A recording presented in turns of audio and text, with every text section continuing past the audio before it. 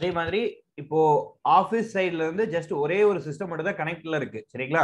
In case ஏதாவது உங்களுக்கு voice break ஆகுது something what ever it may be sad box use பண்ணுங்க சரிங்களா. ஏதாவது அப்படின்னா சேட்லயும் போடுங்க, அப்படி இன்டிமேட்டும் பண்ணுங்க எங்களுக்கு. பிளஸ் தயவு செஞ்சு எல்லாருமே என்ன பண்ணுங்கன்னா மியூட் பண்ணிக்கோங்க. 100 பேர் இருக்கிறதுனால அது கண்டிப்பா ரிஃப்ளெக்ஷன் இருக்கும். நிறைய பேர் வெயிட்டிங்ல வெயிட் பண்ணிட்டு இருக்காங்க சரிங்களா. அதாவது அவங்க எல்லாத்துக்குமே என்ன ஆயிட்டு இருக்கும் அப்படின்னா ஜஸ்ட் சுத்திட்டே தான் இருக்கும். இங்க யாராவது ஒருத்தர் லெஃப்ட் ஆனீங்க அப்படின்னாலும் அவங்களது உள்ள வந்துடும் சரிங்களா. அதனால யாராவது அன்மியூட்ல இருந்தது, அதாவது பின்னாடி பேக்ரவுண்ட் நாய்ஸ் அதிகமா இருக்கு அப்படின்னா அவங்க ஆட்டோமேட்டிக்கா ரிமூவ் பண்ணி விட்டுருவாங்க. கொஞ்சம் அது மட்டும் கரெக்ட் பண்ணிக்கங்க. எல்லாத்துக்கும் ஒயிட் போர்ட் டிஸ்பிளே ஆகுதுங்களா? ரைட், ஓகேப்பா, சூப்பர். சரிங்க, ஜஸ்ட் ஒரு ஸ்மால் ரீகேப் கொடுத்துடலாம். சங்க இலக்கியங்கள் அப்படின்னு சொல்லி எதங்க சொல்றோம் சார்? 8 தொகை 10 பாட்டு. 8 தொகை 10 பாட்டு. யாரும் ஏதோ கேட்க வராங்கன்னு நினைக்கிறேன், சொல்லுங்க சார். கொஞ்சம் லவுடா சார், சவுண்ட் கேட்கல சார். எல்லாத்துக்கும் அப்படிதான் இருக்கா? நோ சார், எனக்கு கேக்குது சார். Right, okay. அப்போ சரிங்க, அப்போ உங்களோட சைடு கொஞ்சம் செக் பண்ணிக்கங்க. ஏன்னா எனக்கு தெரிஞ்சு இங்க கொஞ்சம் கிளியரா தான் இருக்கு. ரைட். சங்க இலக்கியங்கள் 8 தொகை 10 பாட்டு. சங்க இலக்கியங்களுள் அகமும் புறமும் சேர்ந்த நூல்கள் அப்படின்னு சொல்லி எதெல்லாம் சொல்லலாம்? அகமும் புறமும் சேர்ந்த நூல்கள் அப்படின்னு சொல்லி சங்க இலக்கியங்கள் எதெல்லாம் சொல்லலாம்? 8 தொகையில பதிப்பாடல், 10 பாட்டுல நெடுநல் வாடை. நெடுநல் வாடை. Okay, right. ஆசுக்கவி அப்படின்னு சொல்லி யார சொல்றோம்? Pavalareru. Pavalareru Perunchithiranar. Very good. Asukavi. Asukavi actually Asukavi Pavalareru கிடையாதுங்க. ஆசுகவி வந்து வேற ஒருத்தரை சொல்லுவோம். பாவலரேறு என்ன சொல்லுவோம்னா ஆசுகவி, மதுரக்கவி, சித்திரக்கவி, வித்தாரக்கவி எல்லாம் சேர்ந்ததுதான் பாவலரேறுன்னு சொல்லுவோம் சரிங்களா. ஆசுகவி வீசு காலமேகம் சொன்னா காலமேக புலவர் தான் ஆசுகவி. ஆசுகவி அப்படின்னு சொல்லி யார சொல்றோம் அப்படின்னா காலமேக புலவர். கரெக்டா?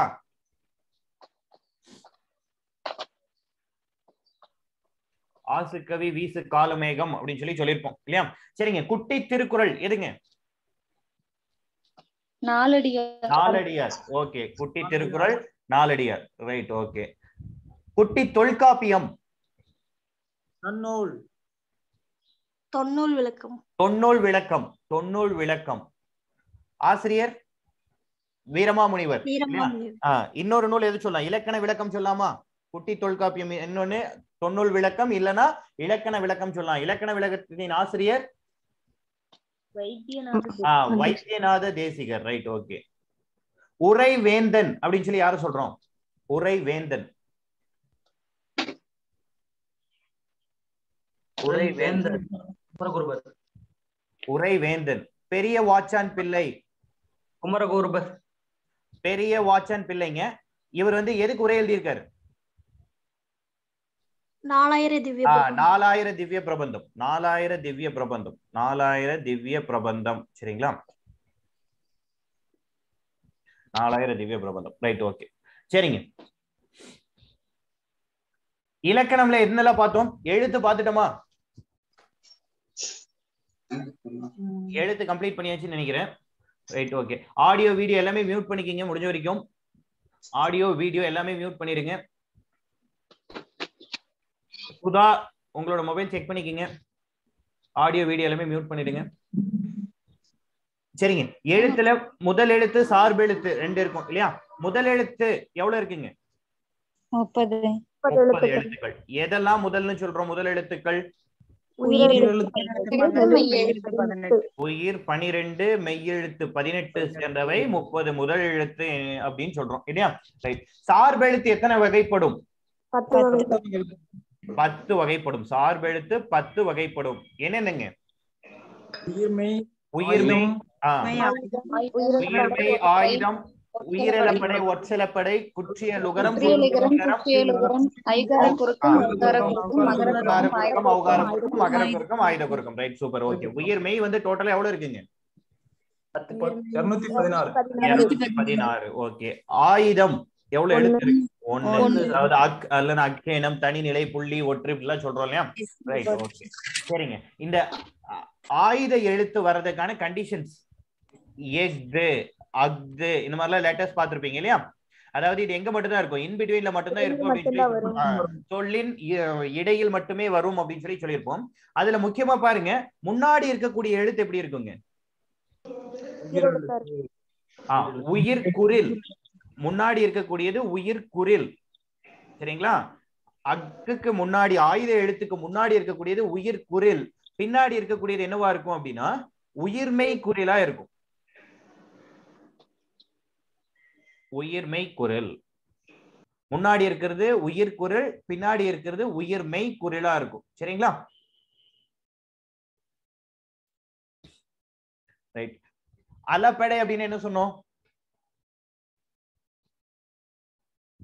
தன் ஓசையிலிருந்து நீண்டு ஒலிப்பது. நீண்டு ஒலித்தல். தன் ஓசையிலிருந்து நீண்டு ஒலித்தல் அலப்படை அப்படின்னு சொல்லி சொன்னோம். உயிரலப்படை, ஒற்றலப்படை எல்லாமே பார்த்திருப்போம் இல்லைங்களா? உயிரலப்படையின் வகைகள் எத்தனைங்க? 3 வகை. 3 வகை. என்னென்ன? செய்யுளிசை, இன்னிசை, சொல்லிசை. செய்யுளிசை, இன்னிசை, சொல்லிசை. Okay, right. ஓகேங்க. ஒற்றலப்படையில் எத்தனை ஒற்றெழுத்துக்கள் அளப்பெடுக்கும்? ஒற்றலப்படையில் எத்தனை ஒற்றெழுத்துக்கள் அளப்பெடுக்கும்? 11 ஒற்றெழுத்துக்கள். 11 ஒற்றெழுத்துக்கள். ரைட். 11 ஒற்றெழுத்துக்கள். 10 மெய்யெழுத்துக்களும் ஒரு ஆயுத எழுத்தும் சேர்ந்து மொத்தம் 11 ஒற்றெழுத்துக்கள் அளப்பெடுக்கும் அப்படின்னு சொல்லி சொல்லியிருப்போம். கரெக்டா? சொல்லுங்க சார். உயிர்மை குரில் வரும்னு சொன்னீங்கல்ல சார்? ஆமாமா. அது குசுருத்துபுரு மட்டும் தானே சார் வரும்? வல்லின குரில். வல்லின குரில். ஆமாமா, வல்லின குரில் தான் வரும். உயிர்மை குரில் அப்படின்னு சொல்லி ஜெனரலா சொல்லுவோம். எக்ஸாக்ட்டா அது என்ன அப்படின்னு பார்த்தோம்னா வல்லின குரில். Okay okay sir. வல்லின குரில் உயிர்மை குரிலுக்குள்ள தானே வருது? இல்ல சார், உயிர்மைனா கொஞ்சம் வாஸ்ட் எல்லாமே வந்துரும்ல சார். Okay okay.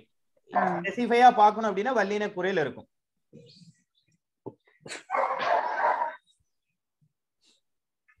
ரைட். சரிங்கண்ணா, என்ன கேட்டோம்?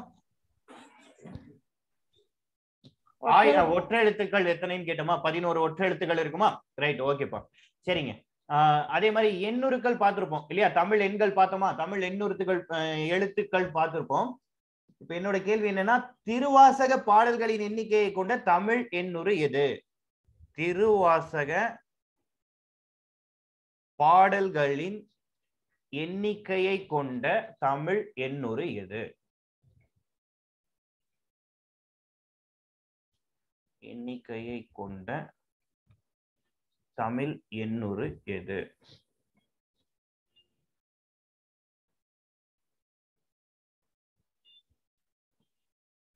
Option A. இப்ப இதுக்கான நம்பர் என்னப்பா? ஆப்ஷன் ஏக்கான நம்பர் என்ன சொல்லுங்க பாப்போம்.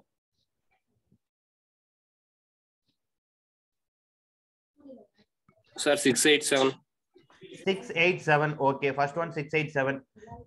Second one, third one 587. Third one 658. 658. Fourth one 457. 457. Okay, right. இல்ல ஆன்சர் என்னங்க? திருவாசக பாடல்களின் எண்ணிக்கையை கொண்ட தமிழ் எண்ணுரு எது? Option C. சரிங்களா? திருவாசகத்துல எத்தனை பாடல்கள் இருக்கு? 658 பாடல்கள் இருக்கு.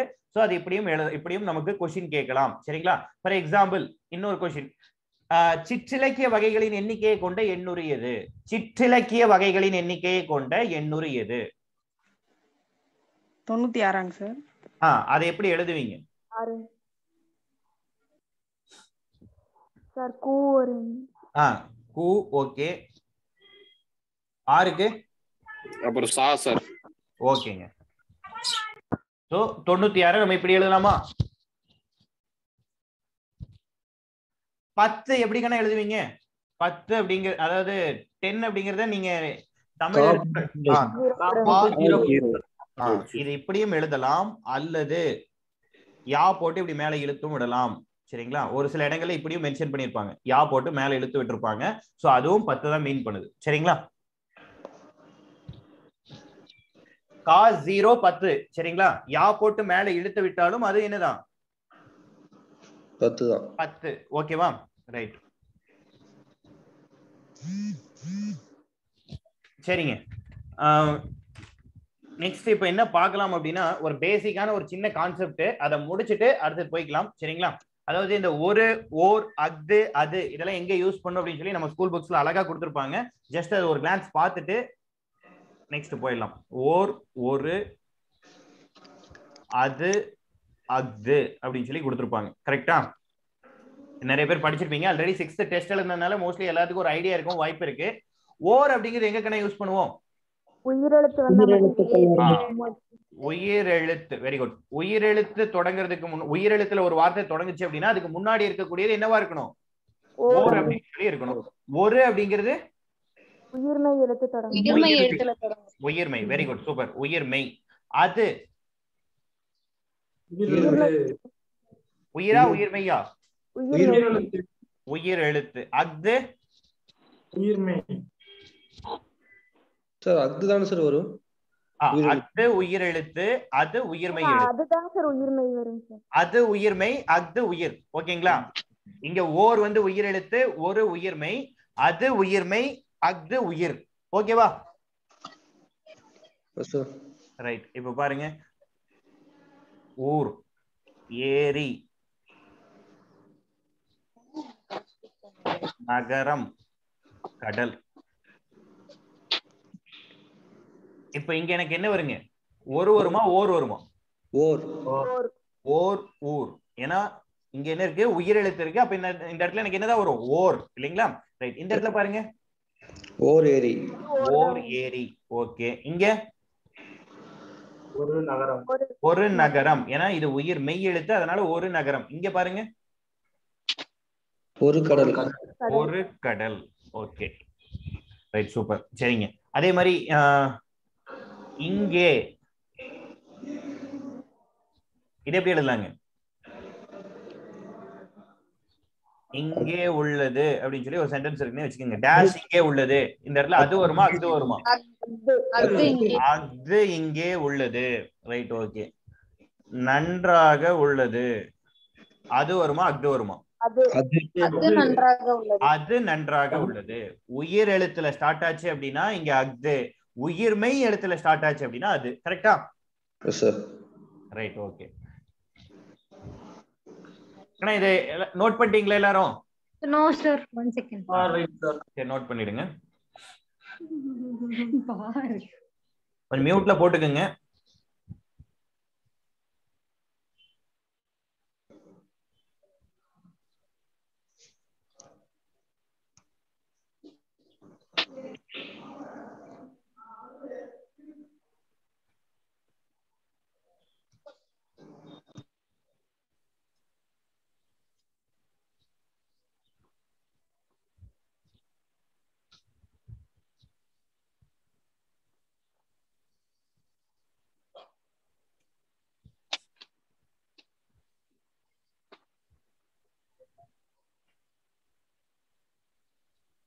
இப்ப நான் எழுதியிருக்கேன் இல்லைங்களா கீழே ஒரு சென்டென்ஸ், ஒரு அழகிய சிற்றூரில் ஒரு குளம் இருந்தது. இதுல எதுங்க தப்பு?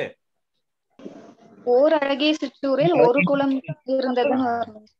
ஓர் அழகிய சிற்றூரில் ஒரு குளம் இருந்தது. ஒரு குளம் இருந்தது. Right, okay. இந்த மாதிரி ஒரு 4 எக்ஸாம்பிள் ஸ்கூல் புக்ல கொடுத்திருப்பாங்க. கரெக்டா?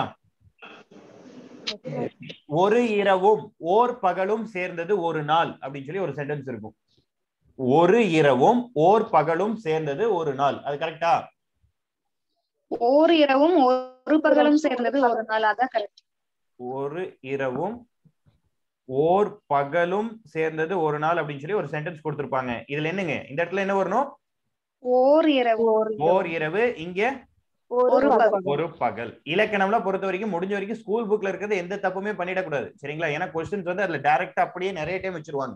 ரொம்ப ரேர் கேஸ் தான் வெளியில இருந்து எக்ஸாம்பிள்ஸ் கொடுப்பாங்க. சரிங்களா? அது ஒரு இனிய பாடல். அது ஒரு இனிய பாடல். இது சொல்லுங்க பாப்போம். அது ஒரு இனிய பாடல். அது ஒரு இனிய பாடல். அது ஓர் இனிய பாடல். அது ஓர் இனிய பாடல். சரிங்களா? அது ஓர் இனிய பாடல். காப்பி பண்ணியாச்சா?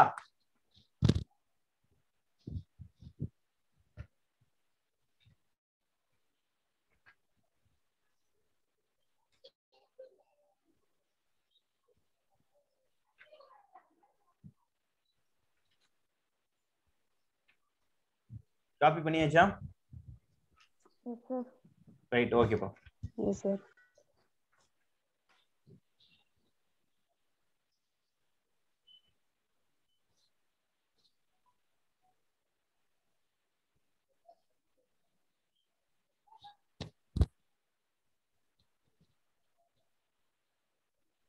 சரிங்க, நெக்ஸ்ட் பாருங்க. சொல். ஒரு எழுத்து தனித்தோ அல்லது பல எழுத்துக்கள் இணைந்தோ பொருள் தருவது என்ன சொல்றோம்? சொல் அப்படின்னு சொல்லலாமா? ஒரு எழுத்து தனித்தோ அல்லது பல எழுத்துக்கள் இணைந்தோ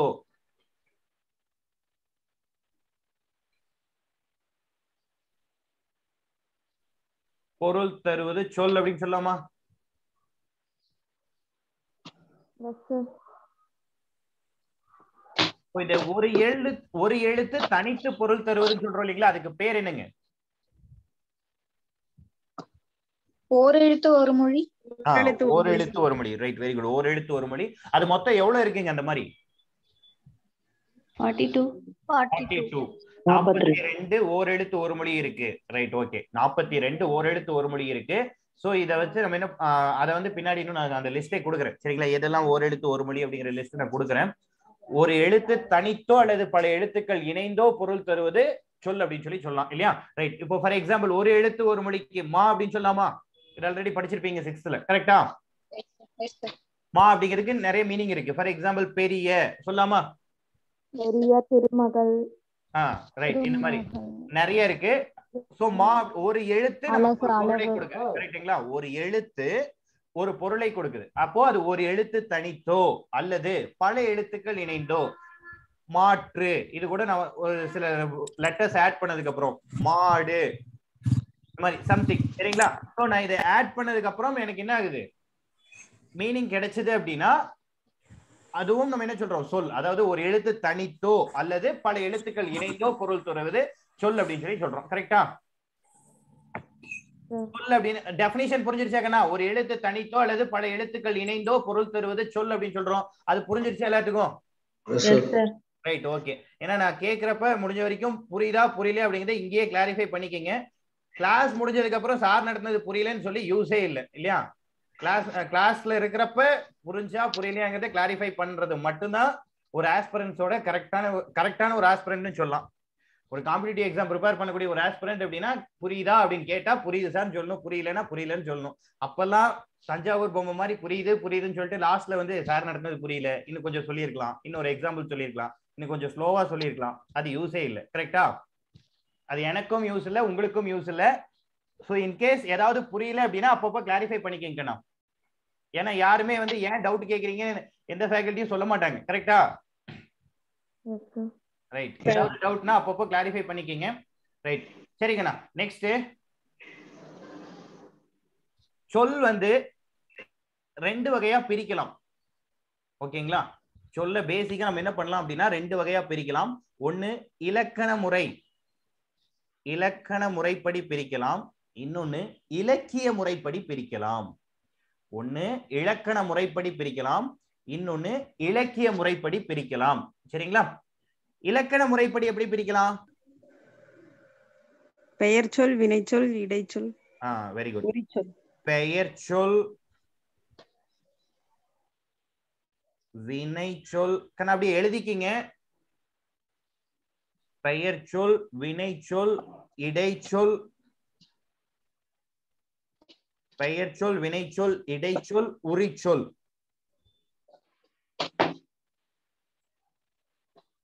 பெயர் சொல், வினைச்சொல், இடைச்சொல், உரிச்சொல். சோ இலக்கண முறைப்படி சொல்லை 4 வகையாக பிரிக்கலாம். பெயர் சொல், வினைச்சொல், இடைச்சொல், உரிச்சொல். ஓகேவா?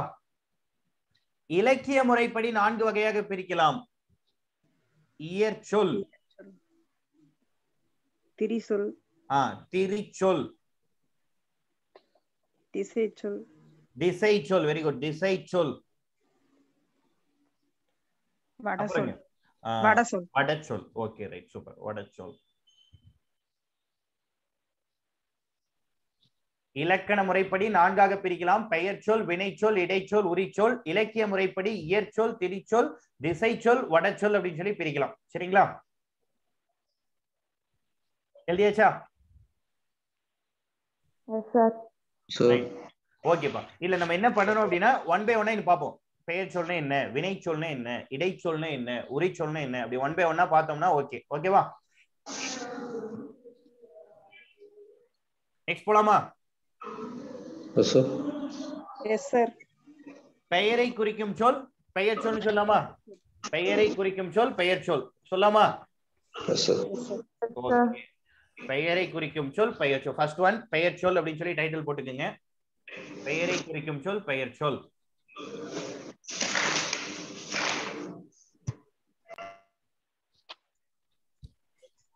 பெயரை குறிக்கும் சொல் பெயர் சொல்.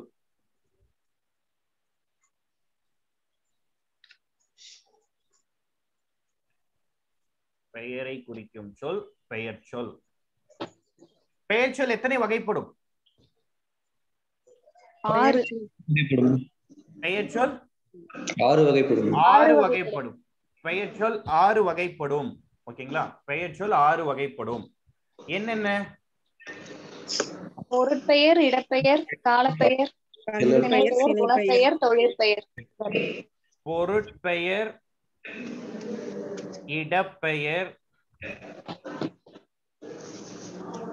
காலப்பெயர், சினைப்பெயர்,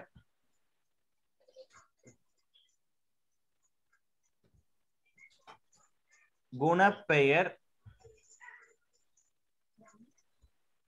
தொழில் பெயர்.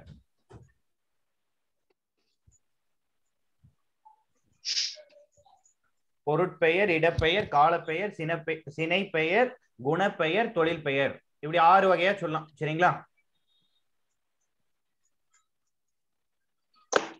ஓகேவா?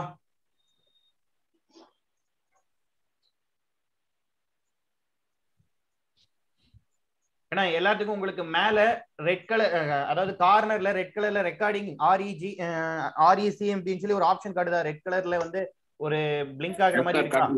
Okay okay okay. ஏன்னா இங்க நாங்க வெரிஃபை பண்றதுக்கு நாங்க வேற எதுலயுமே கனெக்ட் பண்ணல. ஏன்னா 100 பேர் இருக்கணும் அப்படிங்கிறதுக்காக எல்லாமே நாங்க இங்க லெஃப்ட் ஆயிட்டோம். அதனால நான் வெரிஃபை பண்றதுக்காக கேட்டேன். சரிங்க, ரைட். பெயரை குறிக்கும் சொல் பெயர் சொல் அப்படின்னு சொல்லி சொல்றோம். பெயர் சொல் எத்தனை வகைப்படும்? 6 வகைப்படுமா? 6 வகையில என்னென்ன இருக்கு? பொருட்பெயர், இடப்பெயர், காலப்பெயர், சினைப்பெயர், குணப்பெயர், தொழில் பெயர். இல்லையா? ரைட்.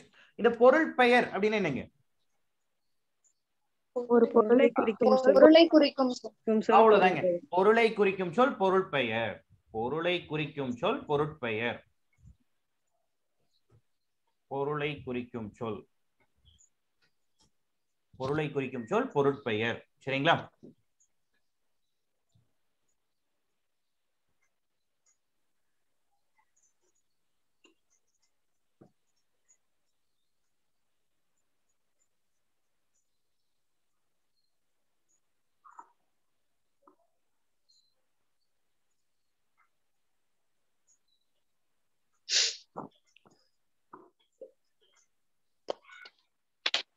பொருளை குறிக்கும் சொல் பொருட்பெயர் எழுதிட்டீங்களா? அதாவது பொருளை குறிக்கும் பெயர்னு கூட எழுதிக்கிங்க. சொல்லுங்கிறத விட பெயர்னு எழுதிங்கன்னா இன்னும் கிளியரா இருக்கும் உங்களுக்கு. பொருளை குறிக்கும் பெயர் நம்ம என்ன சொல்லலாம்? பொருட்பெயர் எனப்படும். அது எப்படி இருக்கலாம்?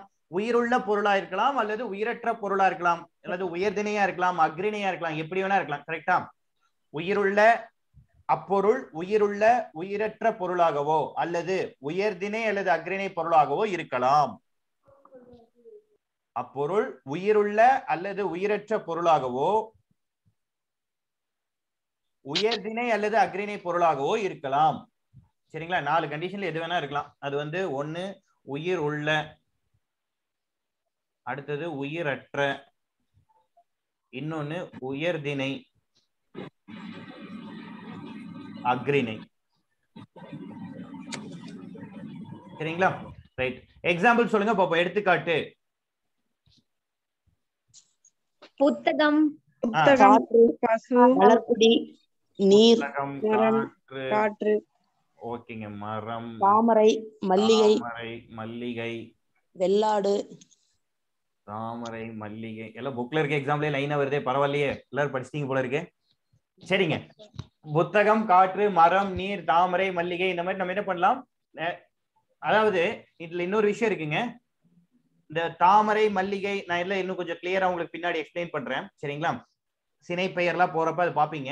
நார்மலா ஒரு விஷயத்த மென்ஷன் பண்ணி சொல்லக்கூடியது. சரிங்களா? செடி, கொடி, மேசை, நாற்காலி, சரிங்களா? இந்த மாதிரிலாம் சொல்றோம் அப்படின்னா அதை நம்ம என்ன சொல்றோம், பொருள் பெயர் அப்படின்னு சொல்லி சொல்றோம். சரிங்களா? ஒரு விஷயத்த அது குறிக்குது அப்படின்னா, அதாவது ஒரு பொருளை மீன் பண்ணி சொல்லுது. ஃபார் எக்ஸாம்பிள், இப்போ நீங்க என்ன பண்ணிருப்பீங்க, எல்லாரும் மொபைல கையில வச்சிருப்பீங்க இல்லையா, கைபேசி, எல்லாரும் நோட்டு கையில வச்சிருப்பீங்க, நோட்டு புத்தகம், பேனா, இதெல்லாமே என்னது, பொருட்பெயர் அப்படின்னு சொல்லி சொல்லலாம். சரிங்களா? ரைட். இடப்பெயர் ஒரு இடத்தை குறிக்கும் இடத்தை இடத்தை குறிக்கும் பெயர், இடத்தை குறிக்கும் பெயர் இடப்பெயர் அப்படின்னு சொல்லி சொல்லலாம். கரெக்டா? இடத்தை குறிக்கும் பெயர் இடப்பெயர் அப்படின்னு சொல்லி சொல்லலாம். ஃபார் எக்ஸாம்பிள், இந்தியா, தமிழ்நாடு சொல்லலாமா? ஈரோடு, பூங்கா, பூங்கா, விளையாட்டு மைதானம், பள்ளிக்கூடம் சொல்லாங்களா? சோ ஒரு இடத்தை குறிக்கக்கூடியதை நம்ம என்ன சொல்லலாம், இடப்பெயர். இடத்தை குறிக்கும் பெயர் இடப்பெயர் அப்படின்னு சொல்லி சொல்லலாம். கரெக்டா? Yes sir. Right. Yes sir. இப்போ நெய்தல், இது எதுல வருங்க? இடப்பெயர். இடப்பெயரா? மருதம் இடப்பெயர். இடப்பெயர். Okay, right. சரிங்க. ஆசியா, அது எதுல வருங்க? இடப்பெயர். இடப்பெயர். Okay, right, super. சரிங்க. காலப்பெயர், ஒரு காலத்தை குறிக்கும் பெயர். சரிங்களா? ஒரு காலத்தை குறிக்கும் பெயர். ஒரு காலத்தை வந்து நமக்கு எக்ஸாக்டா சொல்லுச்சு அப்படின்னா நம்ம என்ன சொல்லலாம், காலப்பெயர்னு சொல்லலாமா? காலத்தை குறிக்கும் பெயர். ஆண்டு, மாதம், அதே மாதிரி பாத்தீங்கன்னா காலை, மாலை, இந்த நட்சத்திரங்கள். சரிங்களா? நட்சத்திரம், ஃபார் எக்ஸாம்பிள் சித்திரை அப்படிங்கிற நட்சத்திரம் சொல்லுவாங்க. வைகரை, வைகரை, ஆதிரை. சரிங்களா? இதெல்லாம் குளிர்காலம். சூப்பர். குளிர்காலம், பனிக்காலம். சரிங்களா? யாமம், யாமம். ஓகே. ஏற்பாடு. ஏற்பாடு. Very good. வைகரை, வைகரை, வைகரை. அதாவது நமக்கு 27 நட்சத்திரங்கள் இருக்குங்க. அஸ்வினில ஸ்டார்ட் ஆயிட்டு டோட்டலா நமக்கு என்ன ஆகும்னா ஒரு 27 நட்சத்திரம் இருக்கும். கரெக்டா? சோ அந்த நட்சத்திரமும் எதுலதான் வரும் அப்படின்னா அந்த காலத்தை பொறுத்துதான் வருது. இப்போ ஒவ்வொருத்தருக்கும் நார்மலா பாத்தீங்கன்னா நமக்கே நட்சத்திரம் சொல்லியிருப்பாங்க, நீ வந்து இந்த நட்சத்திரத்துல பிறந்தவன். அந்த காலத்தை தான் நம்ம என்ன சொல்றோம், நட்சத்திரம் அப்படின்னு சொல்லி. நம்ம எந்த டைம்ல பிறந்தமோ அந்த குறிப்பிட்ட காலத்தில் இருந்த நட்சத்திரத்தை தான் நமக்கான நட்சத்திரம்னு சொல்றாங்க. சரிங்களா? சோ அந்த நட்சத்திரமும் எதுலதான் வரும் அப்படின்னா காலப்பெயர்ல தான் வரும். ஓகேவா? இந்த சிறும்பொழுது, பெரும்பொழுது, ஜெனரலா சொல்லணும் அப்படின்னா மணி, நிமிடம், கிழமை, வாரம், மாதம், ஆண்டு, இதெல்லாம் மென்ஷன் பண்ணி வரக்கூடிய எல்லாமே எதுல வருங்க, காலப்பெயர். ஓகேவா? ரைட். இன்னும் கந்தர்வன் ஒரு இடத்துல சொல்லியிருப்பாரு, நாளும் கிழமையும் நலிந்தோருக்கும் இல்லை, ஞாயிற்றுக்கிழமையும் பெண்களுக்கு இல்லை அப்படின்னு சொல்லி சொல்லியிருப்பாரு. கரெக்டா? நாளும் கிழமையும் நலிந்தோருக்கு இல்லை, ஞாயிற்றுக்கிழமை பெண்களுக்கு இல்லை அப்படின்னு சொல்லியிருப்பாரு. கரெக்டா? பாதி பேருக்கு ஞாயிற்றுக்கிழமை வந்து மேட்ச், பட் ஒரு சிலருக்கு கண்டிப்பா மேட்ச் ஆகும். ஓகேங்களா? ஒரு சில பெண்களுக்கு ஞாயிற்றுக்கிழமையும் வந்து அவங்களுக்கு வேலை இருக்கும். மற்றபடி சில பெண்களுக்கு எல்லா நாளும் விடுமுறை தான், அதெல்லாம் பிரச்சனை இல்லை. அதே மாதிரி பாத்தீங்கன்னா நாளும் கிழமையும் நலிந்தோருக்கு இல்லை, நாளும் கிழமையும் நலிந்தோருக்கு இல்லை அப்படிங்கிறது அன்னைக்கு வேலை செஞ்சாதான் அன்னைக்கு சாப்பிட முடியும் அப்படிங்கிற கஷ்டத்துல இருக்கவங்களுக்கு எல்லாம் பாருங்க, நோம்பி நாளா இருந்தாலும் சரி, என்ன நாளா இருந்தாலும் அவங்க அவங்களோட வேலையை செஞ்சுட்டே தான் இருப்பாங்க. அன்னைக்குதான் எக்ஸ்ட்ரா கஷ்டமா இருக்கும். மற்றவங்கள ஜாலியா இருக்கப்ப அவங்களுக்கு வந்து என்ன இருக்கும், கண்டிப்பா ஒர்க் அதிகமா இருக்கும். இத சொன்னது யாருன்னா கந்தர்வன் சொல்லியிருக்காரு. சரிங்களா? ரைட். நெக்ஸ்ட் சினைப்பெயர்.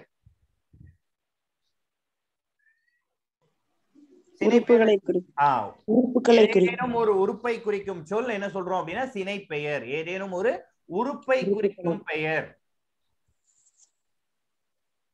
கண், காது, மூக்கு, தலை, எப்படிலாம் சொல்லலாமா?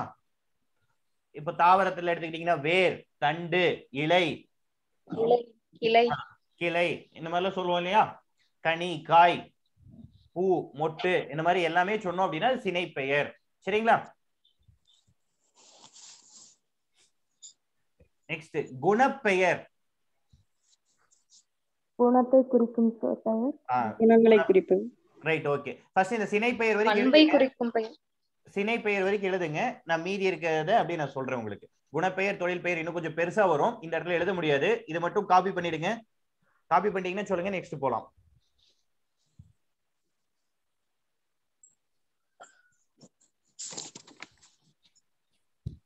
பெயர் சொல், பெயரை குறிக்கும் சொல் பெயர் சொல்லு சொல்றோம். 6 வகைப்படும். பொருட்பெயர், இடப்பெயர், காலப்பெயர், சினைப்பெயர், குணப்பெயர், தொழில் பெயர் இருக்கு. ஒரு பொருளை குறித்தால் பொருட்பெயர், ஒரு இடத்தை குறித்தால் இடப்பெயர், ஒரு காலத்தை குறித்தால் காலப்பெயர், ஒரு உறுப்பை குறித்தால் சினைப்பெயர். அதே மாதிரி குணப்பெயர் தொழில் பெயர் கொஞ்சம் பெருசா வரும், நான் அதை எக்ஸ்பிளைன் பண்றேன். எழுதிக்குவீங்களாமா? ஃபர்ஸ்ட் இதை காப்பி பண்ணிட்டீங்கன்னா நெக்ஸ்ட் போயிடலாம். சார் அந்த ஒரு கோட் சொன்னீங்களா சார், அதை இன்னொரு டைம் சொல்லுங்க சார். நாளும் கிழமையும் நலிந்தோருக்கு இல்லை, ஞாயிற்றுக்கிழமையும் பெண்களுக்கு இல்லை.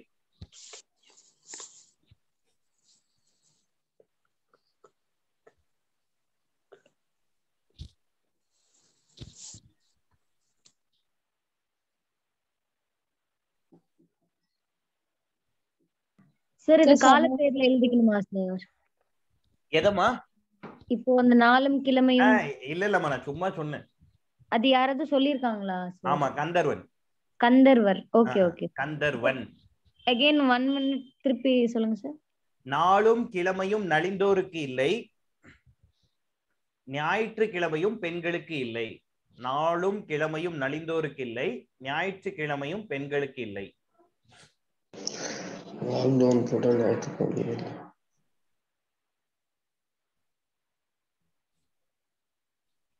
எல்லாரும் தயவு செஞ்சு மியூட் பண்ணிக்கிங்க.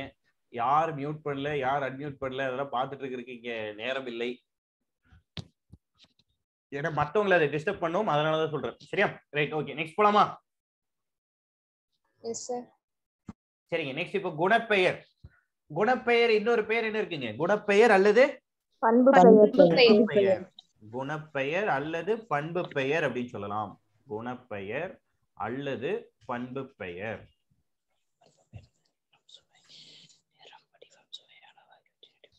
ரைட். வண்ணம், வடிவம் கொஞ்சம் மியூட்ல போட்டுக்கங்க. அஸ்கி வாய்ஸ்ல பேசினாலும் மியூட்ல அன்மியூட்ல இருந்தா கேக்குங்க, அதனால தயவு செஞ்சு மியூட்ல போட்டுக்கங்க.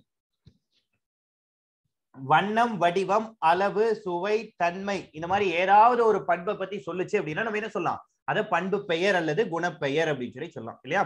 என்னென்ன?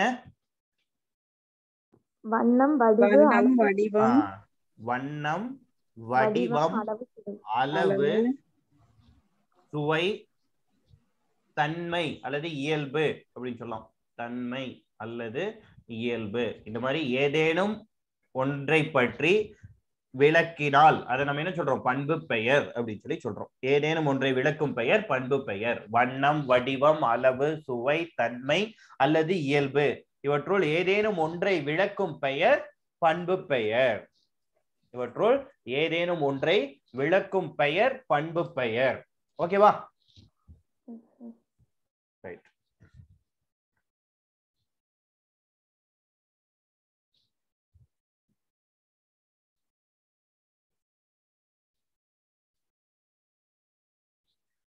சரிப்பா. நெக்ஸ்ட் இப்போ ஃபார் எக்ஸாம்பிள் வண்ணம். வண்ணம் என்னப்பா? கருமை. Very good. கருமை. Super super. கருமை, செம்மை, பசுமை, வெண்மை, நல்லா சொல்லாமா? இந்த மாதிரி நிறங்களை குறித்தால் அது என்ன சொல்றோம்? பண்பு பெயர் அல்லது குணப்பெயர் அப்படின்னு சொல்லலாம். வடிவம், வடிவத்துல என்னென்ன வரும்? சதுரம், செவ்வகம். சதுரம், செவ்வகம், முக்கோணம், வட்டம், இந்த மாதிரி எல்லாம் வந்தது அப்படின்னா நம்ம என்ன சொல்றோம்? வடிவத்தை குறிக்கக்கூடியது அப்படின்னு சொல்லி சொல்லலாம். சதுரம், செவ்வகம், வட்டம், கூம்பு, உருளை, கோளம், இப்படி எல்லாம் சொல்லலாம். இல்லையா? ரைட். அளவு. அளவு எடுத்துக்கிட்டீங்கன்னா நிறைய டைப்ஸ் இருக்கு. எண்ணளவை, எண்ணளவு, எண்ணளவு அப்படின்னு சொல்லி எதை சொல்லலாம்? எண்கள். எண்கள் இருக்கக்கூடியது. 1 சொல்றோமா? 1, 10 இப்ப கவுண்ட் பண்றோம் இல்லையா? 8, 20 இப்படி கவுண்ட் பண்றோம் இல்லையா? அது வந்து எண்ணளவு. சரிங்களா? என்னங்க எண்ணளவு அப்படின்னா கவுண்ட் பண்ணக்கூடியது. 1 10 8 20 இது மாதிரி கவுண்ட் பண்ணோம் அப்படின்னா அது எண்ணளவு. இதுவே எடுத்தளவு அளவு எடுத்தளவு அப்படின்னா அது என்னங்க? அதிகம் குறைவு கிலோகிராம் கிலோகிராம் இந்த மாதிரி கிலோ கிராம் 100 கிராம் கொடு 2 கிலோ கொடு இது மாதிரிலாம் சொல்றோம் இல்லைங்களா? இது இதுல வரும். இன்னும் எடுத்தளவுல நமக்கு இலக்கிய வகைகள்ல வீசை அப்படிங்கிற வேர்ட் யூஸ் பண்ணியிருப்பாங்க, தூக்கு அப்படிங்கறத யூஸ் பண்ணியிருப்பாங்க. சரிங்களா? வீசை தூக்கு இதெல்லாம் எடுத்தளவு. அதே மாதிரி அளவுல இன்னும் வேற என்ன பார்க்கலாம்னா முகத்தல் அளவு. Litres litre. இன்னும் ஊர் பக்கம் 2 படி பால் வாங்கிட்டு வா சொல்றாங்களா? படி. நாளி ஆலாக்கு இப்படிலாம் நிறைய வேர்ட் யூஸ் பண்ணியிருப்பாங்க. சரிங்களா? முகத்தல் அளவைக்கு லிட்டர் படி நாளி ஆலாக்கு இதெல்லாம் யூஸ் பண்ணியிருப்பாங்க. நீட்டல் அளவு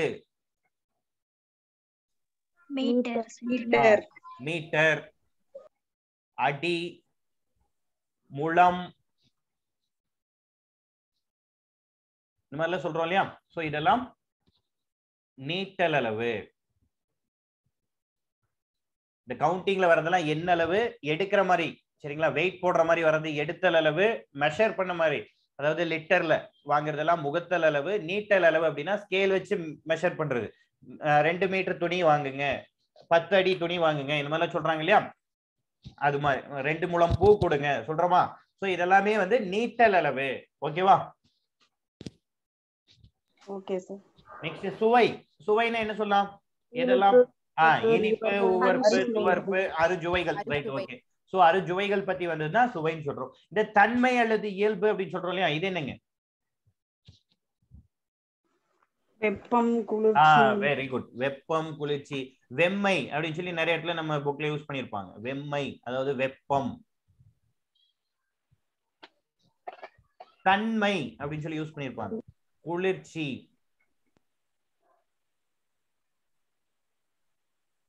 வெப்பம் குளிர்ச்சி. திண்மை அப்படின்னு சொல்லி யூஸ் பண்ணிருப்பாங்க. உறுதி. வெப்பம் குளிர்ச்சி நல்ல திடமா இருக்கு அப்படின்னு சொல்றோம் இல்லையா? அது அதோட தன்மையை குறிக்குது. உறுதி. வறட்சி வறண்ட இந்த மாதிரி நிறைய யூஸ் பண்ணிருப்பாங்க. சோ வறட்சி அப்படிங்கிறது ஒரு தன்மை தான், ஒரு இயல்பு.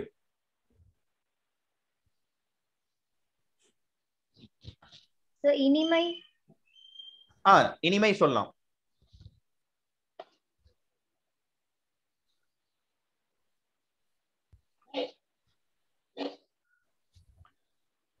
இனிமை, மென்மை இந்த மாதிரி எல்லாமே சொல்லலாம்.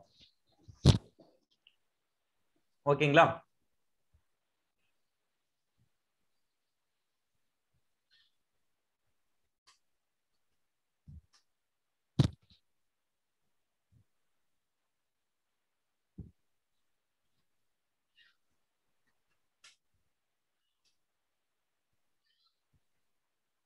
காப்பி பண்ணியாச்சா? Yes sir. Yes sir. Right, ஓகேப்பா. நெக்ஸ்ட் தொழில் பெயர்.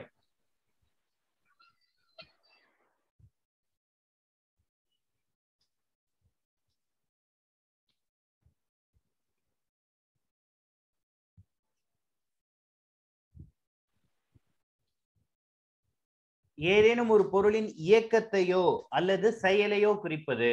சரிங்களா? எப்படி சொல்லலாம்? டெஃபினிஷனா சொல்லணும் அப்படின்னா ஏதேனும் ஒரு பொருளின் இயக்கத்தையோ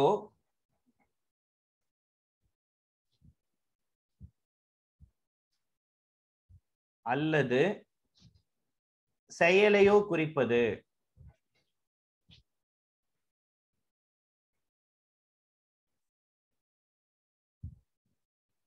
ஏதேனும் ஒரு பொருளின் இயக்கத்தையோ அல்லது செயலையோ குறிப்பது தொழில் பெயர். சொல்லாமா?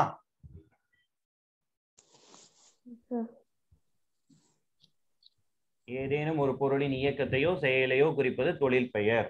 ஓடினான், நடந்தான் நல்லா சொல்றோம் இல்லையா?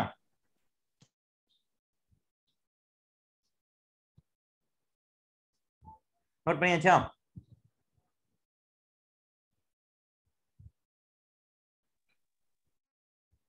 நோட் பண்ணியாச்சா? ரைட். எண், இடம், காலம், பால் ஆகியவற்றை காட்டாது. இன்னும் சொல்லணும்னா ஆகியவற்றை வெளிப்படையாகவோ குறிப்பிட்டோ காட்டாது அப்படின்னு சொல்லி சொல்லலாம். சரிங்களா?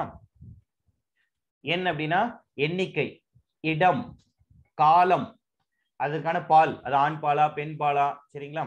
இந்த மாதிரி எல்லாம் குறிப்பிட்டோ வெளிப்படையாகவோ காட்டாது அப்படின்னு சொல்லி சொல்றாங்க.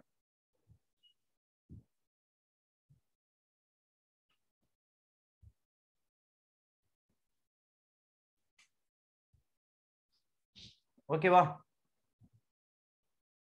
Yes sir.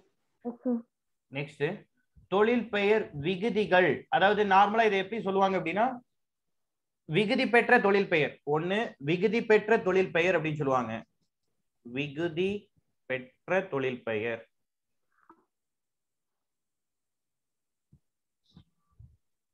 இன்னொன்னு முன்னிலை தொழில் பெயர். விகுதி பெற்ற தொழில் பெயர். இன்னொன்னு முன்னிலை தொழில் பெயர்.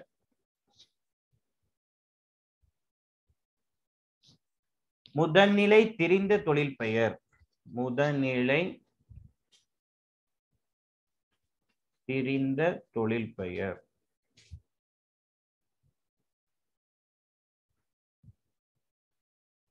முன்னிலை தொழில் பெயர், முதல்நிலை விகுதி பெற்ற தொழில் பெயர், முன்னிலை தொழில் பெயர், முதல்நிலை தெரிந்த தொழில் பெயர் அப்படின்னு சொல்லி சொல்லலாம். சரிங்களா?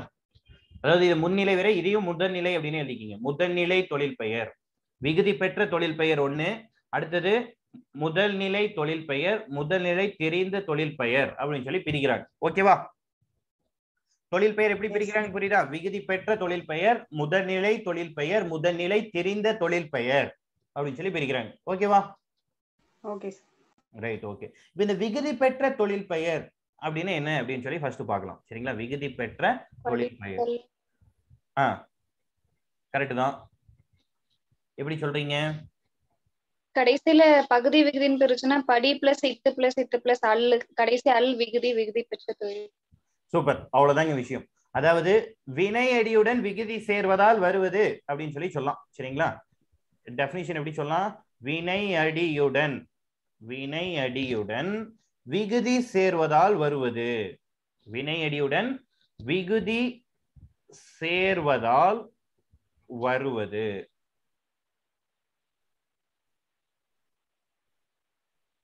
வினை அடியுடன் விகுதி சேர்வதால் வருவது நம்ம என்ன சொல்றோம்? விகுதி பெற்ற தொழில் பெயர் அப்படின்னு சொல்லி சொல்றோம். சரிங்களா? வினை அடியுடன் விகுதி சேர்வதால் வருவது அப்படின்னு என்ன சார் அப்படின்னா பாருங்களேன். ஃபார் எக்ஸாம்பிள் நட,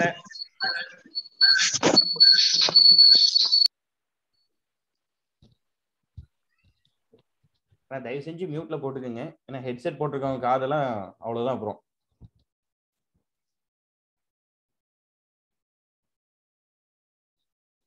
நட அப்படிங்கிறது வினை அடி. சரிங்களா? அதாவது ஒரு வினையை குறிக்கக்கூடியது. கரெக்டா? ரைட். இது கூட தல் அப்படிங்கிற விகுதி பெற்று நமக்கு அது என்னவா கன்வெர்ட் ஆகுது? நடத்தல். மாறுதா? ஒரு வினை அடியுடன் விகுதி சேர்ந்து வருவது என்ன சொல்றோம்? விகுதி பெற்ற தொழில் பெயர். சரிங்களா? இப்போ ஃபார் எக்ஸாம்பிள் வால் அப்படின்னு சொல்லி சொல்லக்கூடிய ஒரு வினை இருக்கு. வால் அப்படின்னா அது வினையை குறிக்கக்கூடிய ஒரு சொல் இல்லையா? வால் அப்படிங்கிற வினை அடியுடன் அப்படிங்கிற ஒரு விகுதி பெற்று வந்தால் நமக்கு என்ன வரும்? வாழ்வுன்னு வருமா? இதுவே இன்னும் எப்படி சொல்லலாம்? உன் அப்படின்னு சொல்லி ஒரு வினை எடுத்துக்கிட்டு அது கூட அல் அப்படிங்கிற விகுதி பெற்று வந்தால் உண்ணல் சொல்லாமா?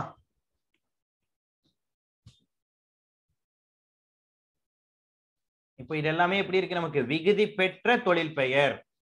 தல், உ, நல், அதாவது அல். சரிங்களா? சோ அந்த கடைசியில இருக்கக்கூடியது நமக்கு என்ன இருக்கும்? தொழில் பெயர் விகுதிகளாக இருக்கும். புரியுதா? தொழில் பெயர் விகுதி என்னென்ன இருக்குன்னு நான் இப்ப சொல்றேன். சரிங்களா? ஃபர்ஸ்ட் இதை எழுதிக்கிங்க. வினையடியுடன் விகுதி சேர்வதால் வருவது நம்ம என்ன சொல்லலாம்? விகுதி பெற்ற தொழில் பெயர் அப்படின்னு சொல்லி சொல்லலாம். சரிங்களா? வினையடியுடன் விகுதி சேர்வதால் வருவது விகுதி பெற்ற தொழில் பெயர் அப்படின்னு சொல்லி சொல்லலாம். புரியுதா எப்படின்னு? ஒரு வினை குறிக்கக்கூடிய ஒரு சொல்லுடன் நமக்கு என்ன வருது, ஒரு விகுதி சேர்ந்து தொழில் பெயரா கன்வெர்ட் ஆகுது. நட அப்படிங்கிறது ஒரு வினையை குறிக்கக்கூடிய சொல், அது கூட நமக்கு என்ன ஆகுது, தல் அப்படிங்கிற விகுதி சேர்ந்து நடத்தல் அப்படிங்கிற ஒரு தொழில் பெயர் கிடைக்குது. கரெக்டா? அது புரியுதா? புரியுதுங்க சார். ரைட், ஓகே, சரிங்க. தொழில் பெயர் விகுதிகள் அப்படியே லைனா கொடுக்குறேன், அதையும் அப்படியே நோட் பண்ணிக்கிங்க. இது காப்பி பண்ணியாச்சா? நெக்ஸ்ட் போலாமா? போலாங்க சார். தொழில் பெயர் விகுதிகள் பாருங்களேன். ஃபார் எக்ஸாம்பிள் இந்த ஊ அல்லது ஊ அப்படின்னு சொல்லி சொல்லலாம். ஃபார் எக்ஸாம்பிள் வரவு சொல்லலாமா, மறைவு இப்படிலாம் வருதா? இப்ப கூட லாஸ்டா ஒரு வேர்ட் பார்த்தோம், என்ன பார்த்தோம்? வாழ்வு. இப்படிலாம் வருதா? எல்லாம் தொழில் பெயர் விகுதிகள் அப்படின்னு சொல்லி சொல்லுவாங்க. ஐ பார்வை சொல்லலாமா, எக்ஸாம்பிளுக்கு பார்வைன்னு சொல்லலாமா. தல் ஆல்ரெடி இப்ப பார்த்தோம், என்ன பார்த்தோம்? நடத்தல் பார்த்தோமா. ஓடுதல். ஓடுதல், சூப்பர், ஓடுதல். படித்தல் சொல்லலாமா. ரைட், அடுத்தது அம் திண்டாட்டம் சொல்லலாமா. போராட்டம். போராட்டம்.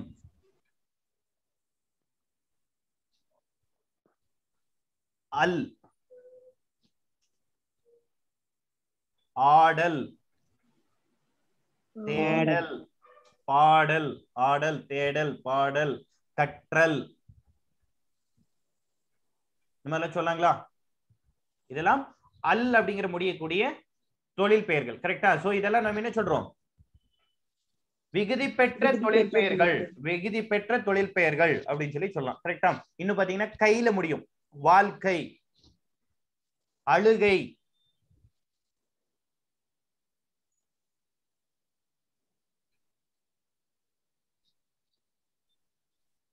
மயில முடியக்கூடியது பொறுமை, ஆழ்மை.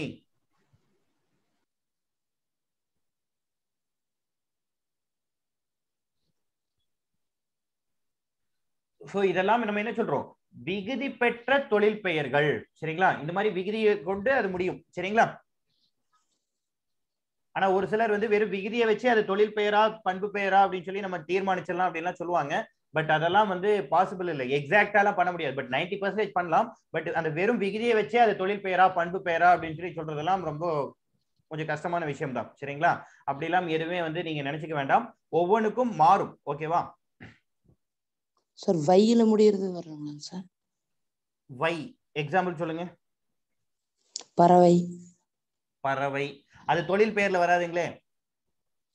வையில முடியற எழுத்து தொழில் பெயர்ல வராது. தொழில் பெயர்ல, ஆமாங்க. ஏன்னா இப்ப பறவை அப்படிங்கிறது பாத்தீங்கன்னா நமக்கு அது எப்படி வரும்னா பொருள் பெயர்ல வரும்.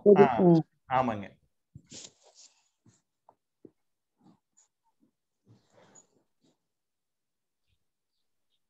காடு, அரவு அதெல்லாம் சார்.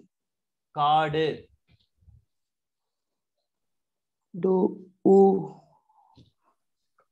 காடு. ஆனா வந்து இது வந்து பாத்தீங்கன்னா தொழில் பெயர் கிடையாது. அதாவது ஊல முடியுது, டூல முடியுது, பட் வந்து தொழில் பெயர் கிடையாதுங்க. காடு அப்படிங்கிறது நமக்கு ஒரு பொருளை குறிக்கக்கூடிய பகுதி. இடுகுறி பெயர். அது இடுகுறி பெயர்ல இன்னும் கிளியரா சொல்றாங்க. இடுகுறி பெயர், காரண பெயர், அது பாக்குறப்ப அதை சொல்லலாம். பட் நார்மலா பாத்தீங்க அப்படின்னா காடு அப்படிங்கிறது நம்ம இதுல இந்த 6 வகையில கிளாசிஃபை பண்ணோம் அப்படின்னா நம்ம ஒரு பொருளை குறிப்பதால் பொருட்பெயர் அப்படின்னு சொல்லி சொல்லிடலாம். சரிங்களா? ஓகே.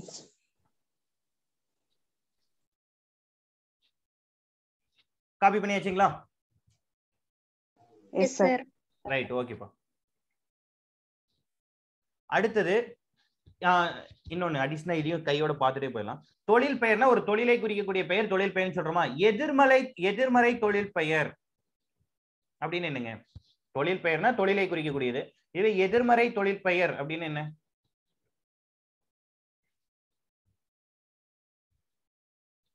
எதிர்மறை தொழில் பெயர். சரி, எதிர்மறையா அந்த தொழிலை குறிக்கக்கூடிய பெயர், அதாவது வித்தான் அப்படிங்கிற மாதிரி.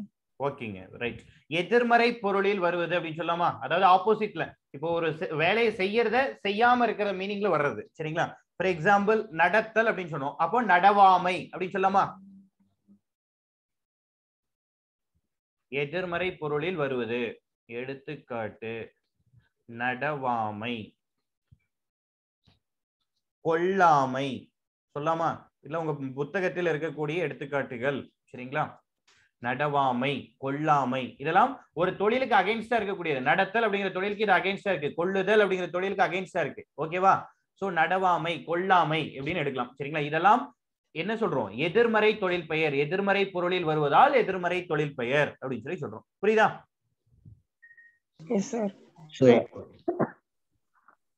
சரிங்க. நெக்ஸ்ட் இதை தாண்டி நம்ம இன்னும் கொஞ்சம் கிளாசிபிகேஷன் சொல்லிடணுமா? முதல்நிலை தொழில் பெயர், முதல்நிலை திரிந்த தொழில் பெயர். Right, okay. ஆக்சுவலி பாத்தீங்கன்னா அதை நான் ஒரே ஒரு டேபிளேஷன்ல உங்களுக்கு சிம்பிளா எக்ஸ்பிளைன் பண்ணிடுறேன். இப்போ தொழில் பெயர்,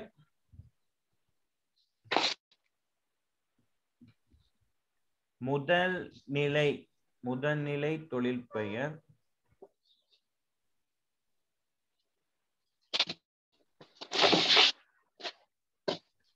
முதல்நிலை திரிந்த தொழில் பெயர்.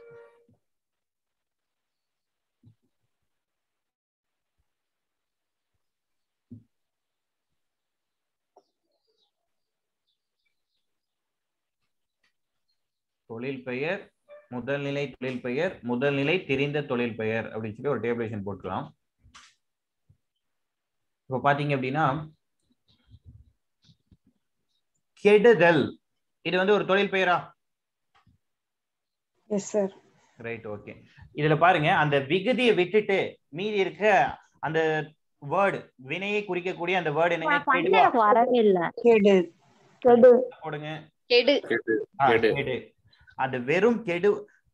கெடு அப்படிங்கிறது வேற எந்த விகுதியும் இல்லாமல் பொருளை குறித்தால். தயவு செஞ்சு மியூட்ல போடுங்க ப்ளீஸ்.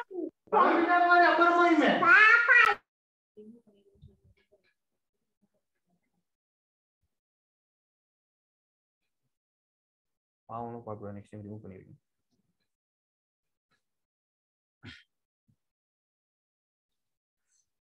Right, okay.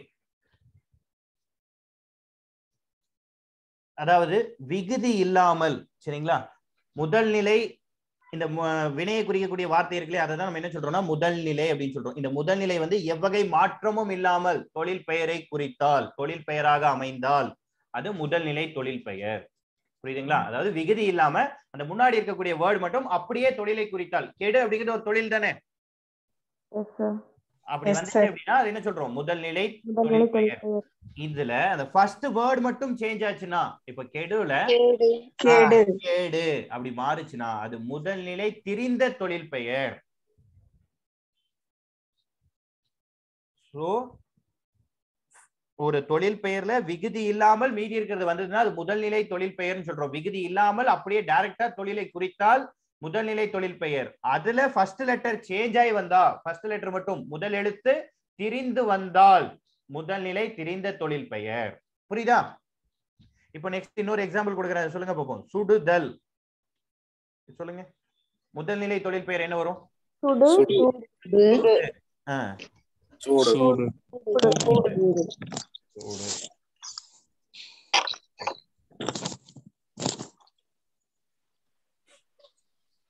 சரிங்க, இது புரிஞ்சிருச்சா? முதல்நிலை தொழில் பெயர், முதல்நிலை திரிந்த தொழில் பெயர் என்னன்னு புரிஞ்சிருச்சா?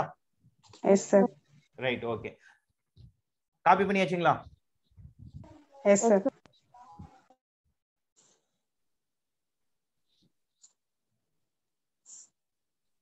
அதே மாதிரி இன்னொரு விஷயம், ஒரே வினையடி பல விகுதிகளை ஏற்கும் அப்படின்னு சொல்லி நமக்கு ஸ்கூல் புக்ல ஒரு லைன் கொடுத்திருப்பாங்க. ஓகேவா? ஒரே வினை அடி பல விகுதிகளை ஏற்கும்.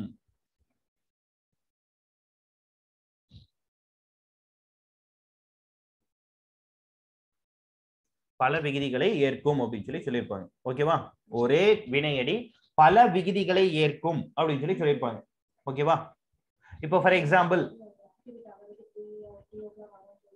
நட, நட அப்படிங்கிறது ஒரு வினையடி அப்படின்னா, இது இப்போ ஃபார் எக்ஸாம்பிள் ஐ அப்படிங்கிற விகுதி வந்துச்சு அப்படின்னா நடைன்னு வருமா? அடுத்தது நடத்தை நடத்தல். நடத்தல் இந்த மாதிரிலாம் வருமா?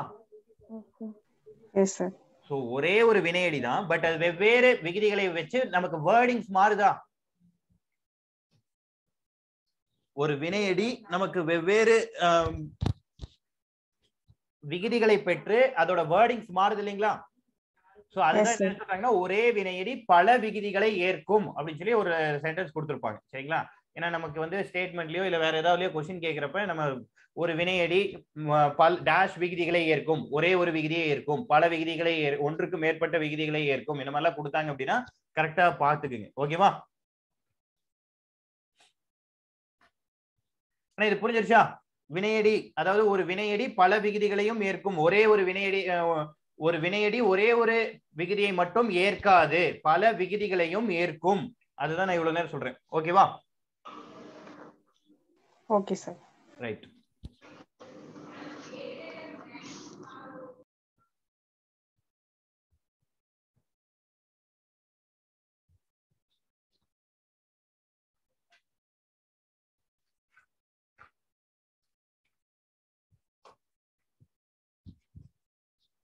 நான் ஒரு சில எக்ஸாம்பிள்ஸ் சொல்றேன். சரிங்களா?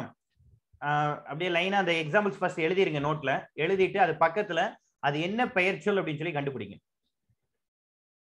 ஏன்னா இப்போ வந்து 6 வகையான பெயர்ச்சொல் சொல்லியிருப்போம் இல்லையா? அது என்னென்ன அப்படிங்கறத கண்டுபிடிங்க.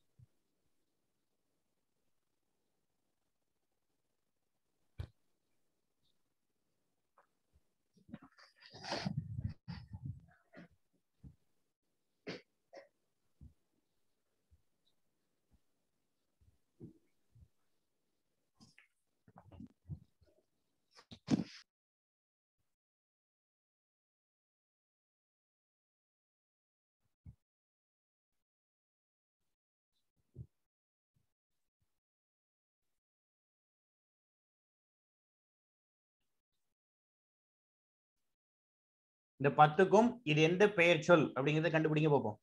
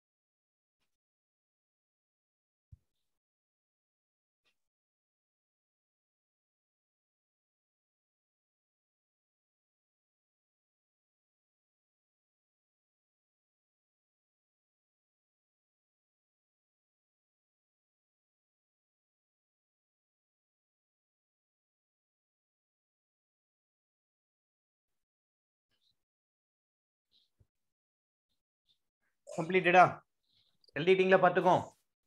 S sir. Yes sir. ஏற்பாடு என்னங்க? காலப்பெயர்.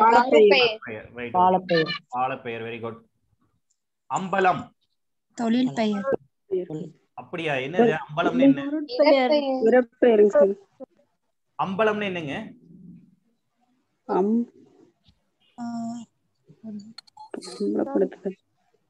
மேடை. சரிங்களா? இடப்பெயர். அம்பலத்தான் அப்படின்னு சொல்லி வரும். சரிங்களா? அம்பலத்தான் அந்த மாதிரிலாம் சொல்லுவாங்க. அப்படின்னா அது என்னது? இடப்பெயர். தாமரை திணைப்பெயரா? அதுக்காக தான் நான் தாமரை வந்து அடிச்சு விட சொன்னேன். சரிங்களா? தாமரை வந்து விட்டு வைங்க அப்படின்னு சொல்லி, ஏன்னா இங்க பின்னாடி நான் கொடுக்கறதுனாலதான் அங்க வந்து தாமரை விட்டேன். சரி, தாமரை பூ அப்படிங்கிறது சினைப்பெயரா, தாமரை அப்படிங்கிறது சினைப்பெயரா? அப்ப தாமரை பொருட்பெயர். சரிங்களா? தாமரை பொருட்பெயர்.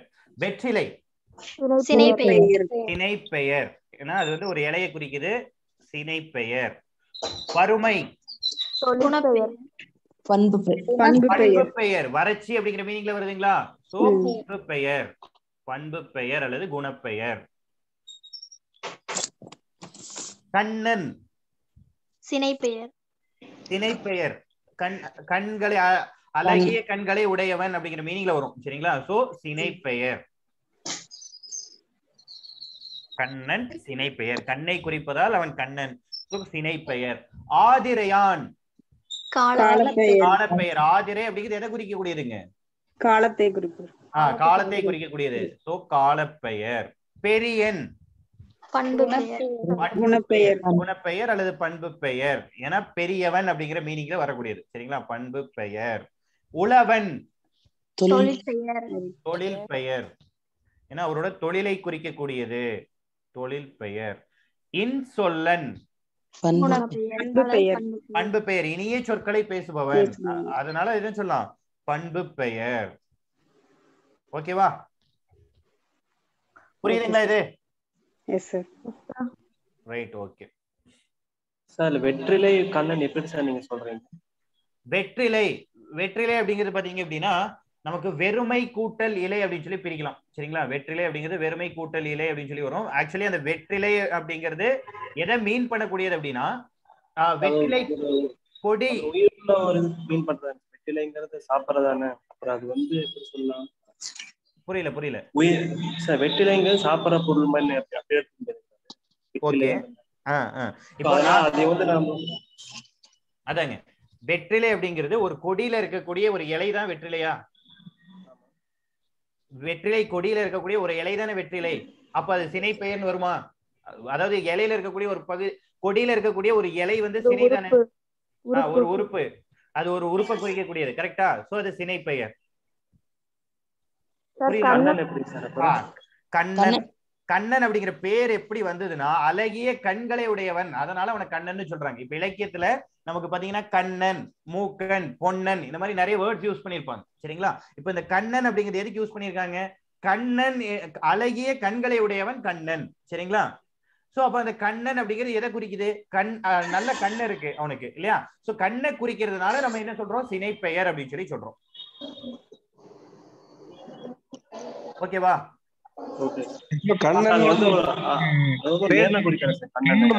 சொல்லலாம். பேரு அப்படிங்கறத எப்படி சார் அது இதுல வரும்?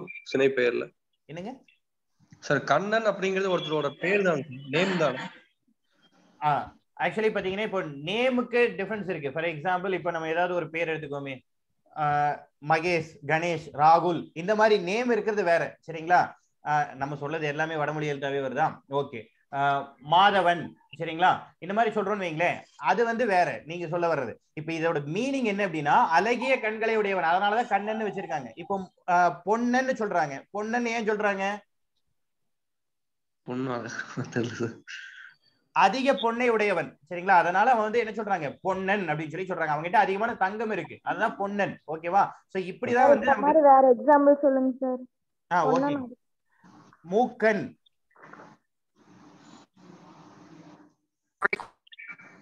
சொல்லாமா? மூக்கை உடையவன். கரியன் கருப்பாக இருக்கணும் கரியன்னு சொல்லுவோம். சரிங்களா? சோ இது கரியன் அப்படிங்கிறது கருப்பா இருக்கணும்னு சொல்றோம். ஆனா இது எப்படி வருது? கரியன் அப்படிங்கிறது பண்பை குறிக்கக்கூடியது. சரிங்களா? பட் பொன்னன் மூக்கன் இதெல்லாம் இப்ப பொன்னன் அப்படிங்கிறது எதை குறிக்கக்கூடியது? பொன்னை உடையவன் சொல்றோம். பொன்னை உடையவன் அப்படின்னா பொன் அப்படிங்கிறது என்னங்க? தங்கம் அப்படிங்கிறது என்ன? பொருள். பொருட்பெயர். புரியுதா? பொன்னன் அப்படிங்கிறது பொன்னை உடையவன், பொன் அப்படிங்கிறது பொருட்பெயர். மூக்கன் மூக்க குறிக்கக்கூடியது, மூக்கு வந்து சினைப்பெயர். கரியன் கருமை கருப்பாக இருக்கிறவன கரியன்னு சொல்றோம். கருயன் அப்படிங்கிறது பண்பு பெயர். புரியுதா? அது எதை குறிக்குதோ அதோட இதுல வருது. இப்ப கண் அப்படின்னா சினை, சோ சினை பெயர். இப்ப ஆதிரையான் ஆதிரை அப்படிங்கிறது எதை குறிக்குது? காலத்தை குறிக்குது. கரெக்டா? Yes sir. இப்ப பெரியன் பெரியன் அப்படிங்கிறது எதை குறிக்குது? பெரிய அப்படிங்கிற பண்பை குறிக்குதா? Yes sir. இத காப்பி பண்ணிட்டீங்களா? இந்த பேஜ்ல இருக்கிறத காப்பி பண்ணியாச்சா? Yes sir.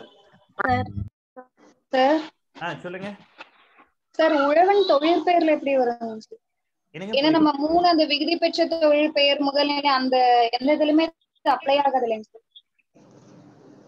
புரியல நீங்க கேக்குது. எனக்கு பின்னாடி கொஞ்சம் இறைச்சலா இருக்க மாதிரி இருக்கு. மத்தவங்கள கொஞ்சம் மியூட் பண்ணிக்கங்க. அவங்க பேசுறது எனக்கு புரிய மாட்டேங்குது. சொல்லுங்க சார். உழவன் தொழில் பெயர்ல எப்படி வரும்னு கேட்டேங்க சார். ஏன்னா அந்த விகுதி பெற்ற முதல் நிலை அந்த மாதிரி எதுலயுமே இது அப்ளை ஆகல இல்லைங்க சார்? எப்படி தொழில் பெயர் வரும்? உழவன் அப்படிங்கிறதுக்கு மீனிங் என்னங்க? யார வந்து உழவன்னு சொல்றோம்?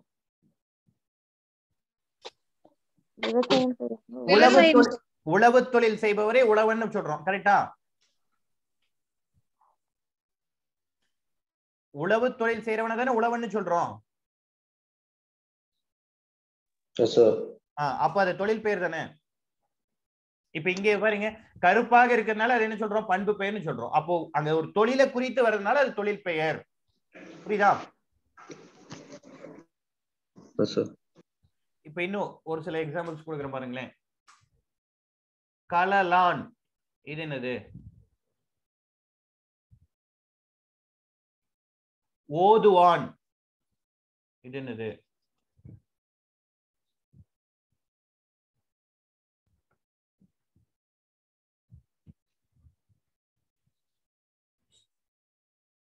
இதெல்லாம் என்னது? கலலான் ஓதுவான். இந்த வேர்டுக்கான மீனிங் தெரியல சார். ஆக்சுவலா கலல்னா வயல்னா சார். ஓதுவானா தொழில் பெயர் தானே சார்? ஓதுனா ஊதுன்னு சொல்லுவாங்க. ஓதுவான் தொழில் பெயர். ஓதுவான் அப்படின்னா தொழில் பெயர். கரெக்ட். ஏன்னா ஓதுதல் அப்படிங்கிற தொழிலை செய்யக்கூடியவன், ஓதுகின்ற தொழிலை செய்யக்கூடியவன். ஓதுதல் அப்படின்னா படித்தல். கரெக்டா? சோ இது தொழில் பெயர். இப்போ கலலான் அப்படின்னா என்னன்னு பாத்தீங்கன்னா காலில் அணியும் அணிகலன் தான் கலல். இப்போ நமக்கு வந்து கலல் அப்படின்னு சொல்லி சொல்லுவாங்க. கலல்னா என்னது? காலில் அணியக்கூடிய அணிகலன். அப்போ கலலான் அப்படின்னா அந்த அணிகலன் யார் அணிஞ்சிருக்கானோ அவன் தான் கலலான். கரெக்டா? இந்த இடத்துல நமக்கு கலலான் எதை சொல்றாங்க? அந்த கலல் அப்படிங்கிற அணிகலனை சொல்றாங்க. அப்பனா அது எதுல வருது?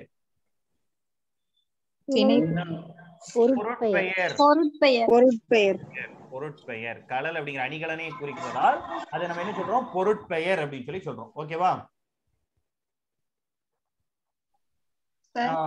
சொல்லுங்க சார். தொழிலை குறிக்கும் பெயர் தானே சார் தொழில் பெயர் அப்படின்னு பார்த்தோம். அப்ப தொழில் அது உழவன்ல இருந்தனா உழுதல்னு வந்திருந்தாங்க சார் தொழில் பெயர் வந்திருக்கும்.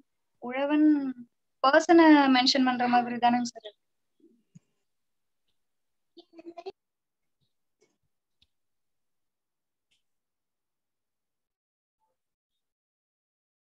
இந்த இடத்துல உழவன்னு சொல்லி நம்ம யார சொல்றோம்?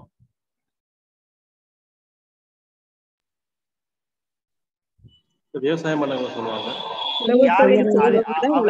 அப்ப அது எது? தொழிலை குறிக்கிறது தானே. அது தனியாவே வருது. இப்ப நார்மலா ஒருத்தரை பார்த்து உழவன்னு சொல்ல முடியுமா?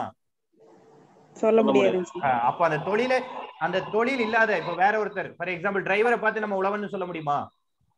சொல்ல முடியாது. அந்த தொழிலை குறித்து வர்றதுனால அது தொழில் பெயர்னு சொல்றோம். புரியுதுங்களா? சார் இந்த கல்யாண் ஓதுவான் மாதிரி வேற சார். இந்த உழவன்லாம் சிம்பிளா ஐடென்டிஃபை பண்ற மாதிரி இருக்குது. இந்த கல்யாண் ஓதுவான் அந்த மாதிரி வேர்ட்ஸ்லாம் வந்து இப்ப பார்க்கற மாதிரி இருக்குது எங்களுக்கு. ஓகே.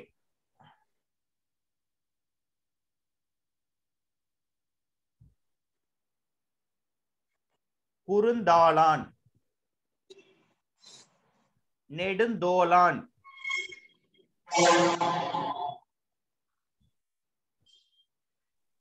ரெண்டுமே பண்பு பெயர். என்னங்க? பண்பு தொகை. பண்பு பண்பு பெயர். பண்பு பெயருங்களா? எதுங்க பண்பு பெயர்? நெடுந்தோளான். நெடுந்தோளான். குறுந்தாளாலும் அதுதான். சரிங்க. நெடுந்தோளான் எக்ஸ்பிளனேஷன் கொடுத்தீங்க, திருப்பி சொல்லுங்க. நெடிய தோள்களை உடையவன். நெடிய தோள்களை உடையவன். அப்ப எதை மென்ஷன் பண்றாங்க? சினைப்பெயர் தான் சார். அது ஒரு உறுப்பு சார். தோல் தோல் வரதுனால ஓகே. குறுந்தாளான் அப்படினா தாள். தாள்னா கால். பாதம். Very good. கால். பாதம். ஓகே. அப்பனா அது சினைப்பெயர் தான் சார். சினைப்பெயர். சினைப்பெயர் தான் சார் வரும். அவ்வளவுதாங்க விஷயம். புரியுதா? ஓகே ஓகேங்க sir. Right. Okay.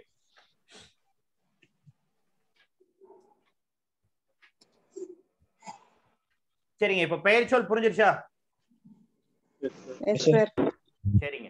Next sir காடுன்னு சொன்னீங்களாங்க சார்?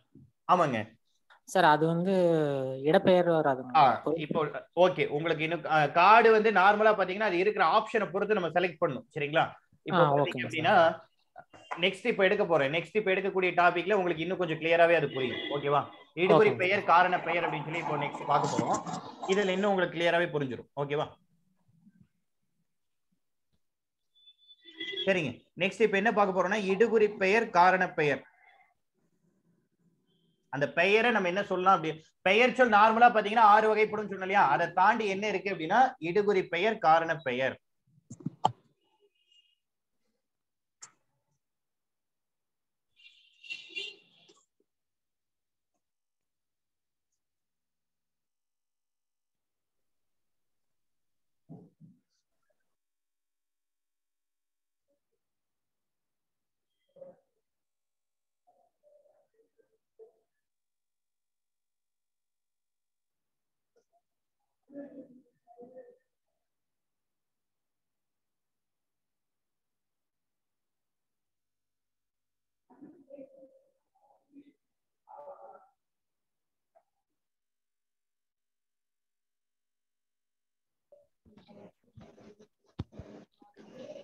ஏங்க ஒரே நிமிஷம், நான் தான் கொஞ்சம் தப்பா சொல்லிட்டேன்னு நினைக்கிறேன். லாஸ்ட் இப்போ செல்வகுமாரா நீங்க தானே கேட்டீங்க கார்டு அப்படிங்கிறது எதுல வருதுன்னு தானே கேட்டீங்க? கார்டு தானே கேட்டீங்க?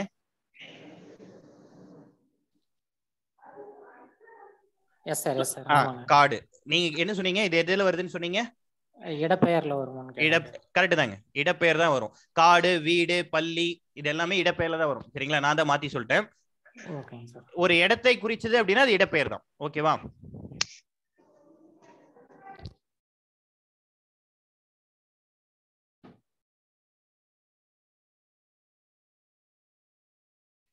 சரிங்க. ஓகே.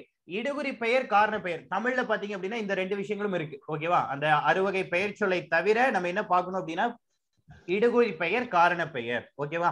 இப்ப இடுகுறி பெயர் அப்படின்னு பாத்தீங்கன்னு வைங்களேன், எந்த ஒரு ரீசனுமே இருக்காது, சும்மா பெயர் வச்சிருப்பாங்க. அதாவது காரணம் இல்லாமல் முன்னோர்களால் இட்டு வழங்கிய பெயர். காரணமின்றி முன்னோர்களால் இட்டு வழங்கிய பெயர் அப்படின்னு சொல்லி சொல்லலாம். காரணமின்றி முன்னோர்களால்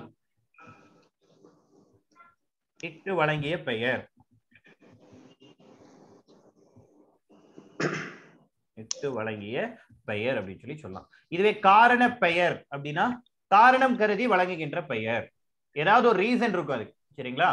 காரணம் கருதி வழங்குகின்ற பெயர்.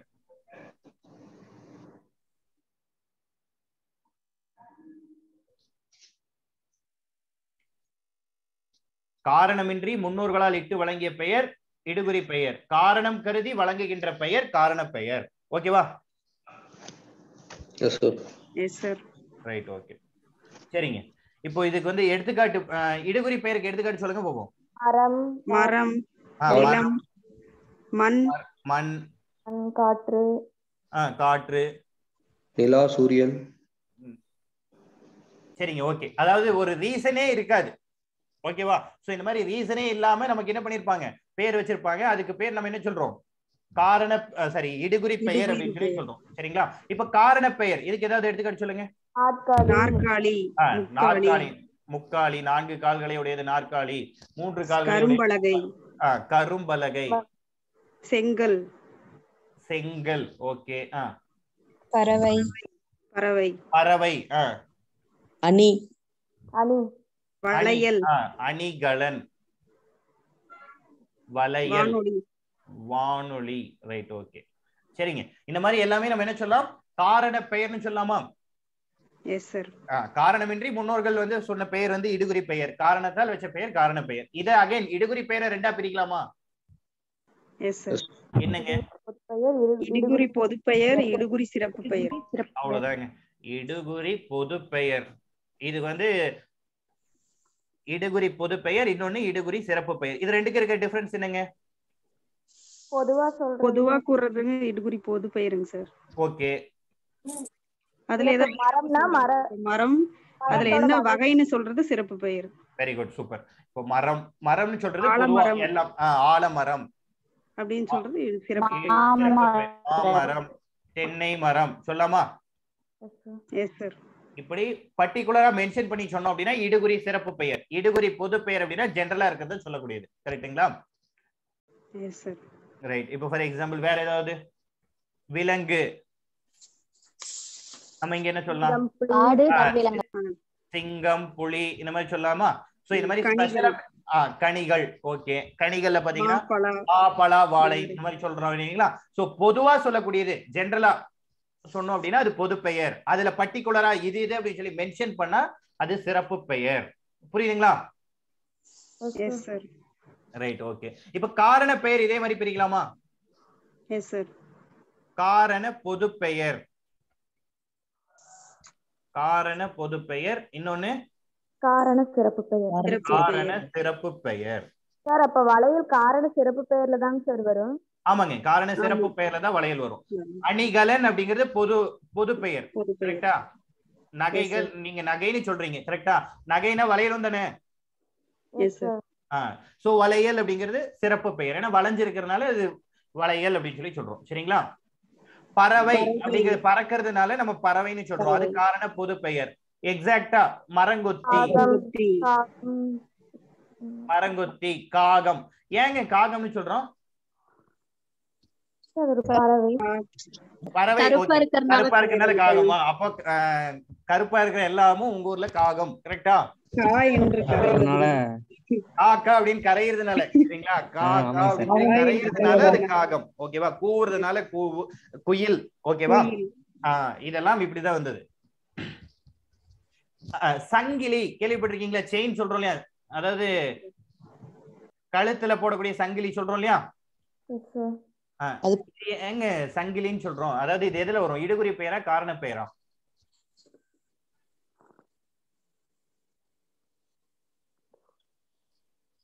காரண பெயர். காரண பெயர். ஏன் காரண பெயர்? சங்குனா கழுத்து. சூப்பர். ஓகே. சங்கை தழுவி அழிவதால் சங்கிலி அப்படின்னு சொல்லி. கரெக்ட்டுங்களா? சங்கை தழுவி அழிவதால் சங்கிலின்னு சொல்லலாம். சங்கு அப்படிங்கிறது தொண்டை அப்படிங்கிற பொருள்ல வருமா? கழுத்து, தொண்டை அப்படிங்கிற பொருள்ல வரும். சரிங்களா? சோ சங்கிலி அப்படிங்கிறது காரண பெயர். ஓகேங்களா? ரைட். சரிங்க. நார்மலா பாத்தீங்கன்னா அதே மாதிரி இன்னொரு சென்டென்ஸ் எழுதிக்கிங்க. பிற மொழிகளில் இடுகுறி பெயர்கள் மிக அதிகம், காரண பெயர்கள் குறைவு. பிற மொழிகளில் இடுகுறி பெயர்கள் மிக அதிகம், காரண பெயர்கள் குறைவு. அப்படியே தமிழ்ல மாத்தி எழுதணும். தமிழ் மொழியில் காரண பெயர்கள் மிக அதிகம், இடுகுறி பெயர்கள் மிக குறைவு.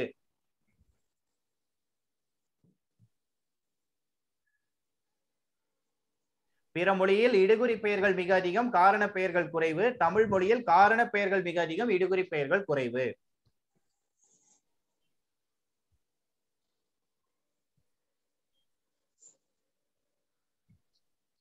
இங்க இருக்கிறது எல்லாமே எழுதியாச்சா?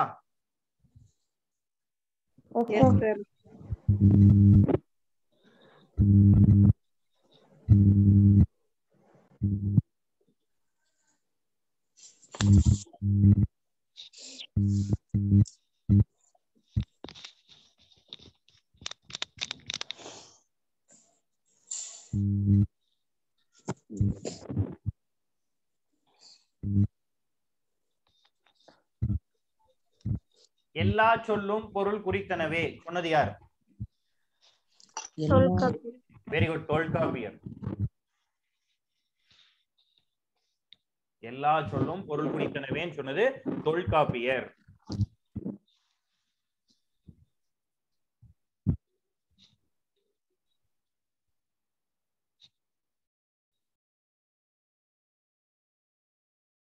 எல்லா சொல்லும் பொருள் குறித்தனவேன்னு சொல்றது தொல்காப்பியர். ஓகேவா?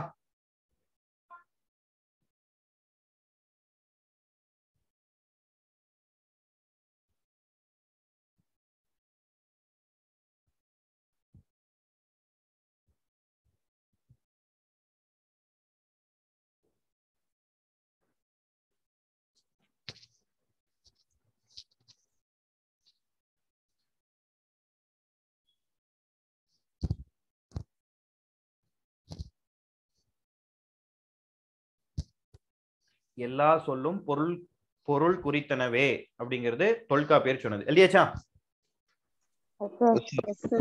ரைட், ஓகேங்க. இப்போ நெக்ஸ்ட் வந்து என்ன பார்க்கலாம் அப்படின்னா வினைச்சொல். சரிங்களா? ஆல்ரெடி பெயர் சொல் முடிஞ்சு, நெக்ஸ்ட் வினைச்சொல் பார்த்துடலாம்.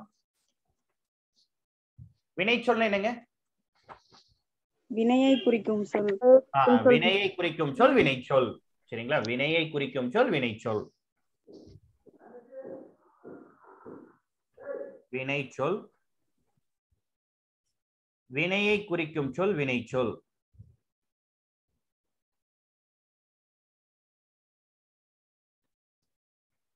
வினையை குறிக்கும் சொல் வினைச்சொல். எக்ஸாம்பிள் சொல்லுங்க.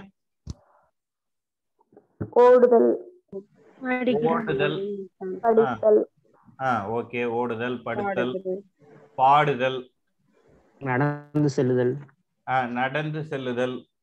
Okay, right. இந்த மாதிரி வந்து எல்லாமே என்ன சொல்லலாம்? வினைச்சொல். ஒரு வினையை குறிக்கக்கூடியது, ஒரு செயலை குறிக்கக்கூடியது. இன்னும் சிம்பிளா சொல்லணும்னா வினையை விட செயலை குறிப்பது. சரிங்களா? செயலை குறிப்பதை நம்ம என்ன சொல்றோம்? வினைச்சொல் அப்படின்னு சொல்லி சொல்றோம். சரிங்களா? இந்த வினைச்சொல் எத்தனை வகைப்படும்? 3 வகைப்படும். 3 வகைப்படுமா? என்னென்னமா 3?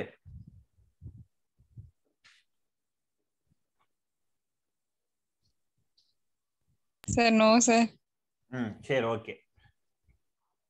சரி, ஜஸ்ட் ஃபர்ஸ்ட் அந்த கிளாசிபிகேஷன் மட்டும் சொல்லிடலாம். வினைச்சொல்லை பொறுத்த வரைக்கும் மொத்தம் 2 இருக்குங்க. ஒன்னு முற்று, வினை முற்று படிச்சிருக்கீங்களா? இன்னொன்னு எச்சம். எச்சம். ஓகேங்களா? எச்சம், முற்று, எச்சம். சரிங்களா? முற்று அப்படின்னா முழுமையாக முடிவடைந்தது. சரிங்களா? கம்ப்ளீட்டா ஒரு விஷயம் வந்து முடிஞ்சிருச்சு அப்படின்னா முற்றுன்னு சொல்றோம். சென்றான், ஓடினான், சென்றான், படித்தான் சொல்லாமா? ஓடு, ஓட அப்படின்னு சொன்னா எச்சம். ஓடா, சென்ற, இப்படிலாம் நினைச்சு அப்படின்னா அது என்ன சொல்லலாம்? எச்சம் அப்படின்னு சொல்லி சொல்லலாம். சரிங்களா? அதாவது கம்ப்ளீட் ஆகாம, முழுமை பெறாமல் இருக்கக்கூடிய சொல் எச்ச சொல் எனப்படும். சரிங்களா? எஞ்சி நிற்கும் சொல் அப்படின்னு சொல்லலாம். இன்னும் சிம்பிளா சொல்லணும் அப்படின்னா எஞ்சி நிற்கும் சொல். எஞ்சி நிற்கும் சொல். புரியுதுங்களா? முற்று அப்படின்னா முழுமையாக முடிந்தது. எச்சம் அப்படின்னா எஞ்சி நிற்கும் சொல். ஓகேவா? S sir. Right, okay. இப்ப பாத்தீங்கன்னா முற்றுல வந்து ஐம்பால்,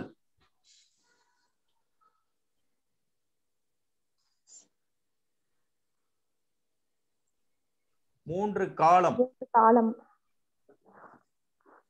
மூன்று இடம், மூன்று இடம் எல்லாமே என்ன பண்ணும்? கிளியரா எக்ஸ்பிளைன் பண்ணும். ஆகியவற்றில் வரும். சரிங்களா? ஆகியவற்றில் வரும்.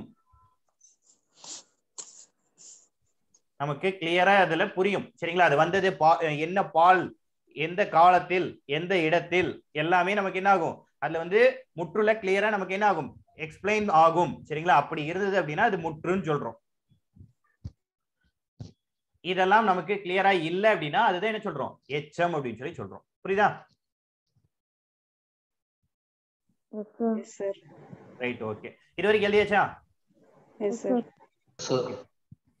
ஏன்னா நம்மள வந்து என்ன ஒரே ஒரு டிராபேக்னா நம்ம ஸ்கிரீன் வந்து ஸ்க்ரால் பண்ண முடியாது. இது கீழே கொண்டு போக முடியாது. நெக்ஸ்ட் ஸ்லைட்ல தான் போயாகும். சரிங்களா?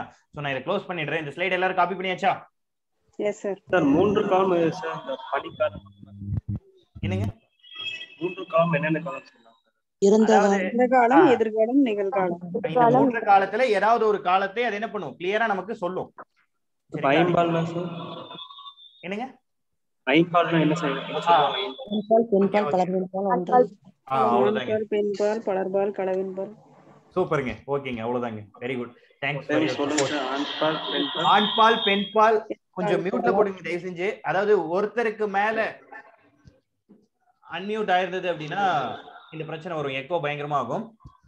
ஆண்பால், பெண்பால், பலவின் பால், ஒன்றன் பால், இன்னொன்னு என்னங்க? பலர்பாலுங்க சார். ஆண்பால், பெண்பால், ஒன்றன் பால், பலவின் பால், பலவின் பால், ஒன்றன் பால், பலவின் பால், பலர்பால், பலர்பால், பலர்வின் பால்.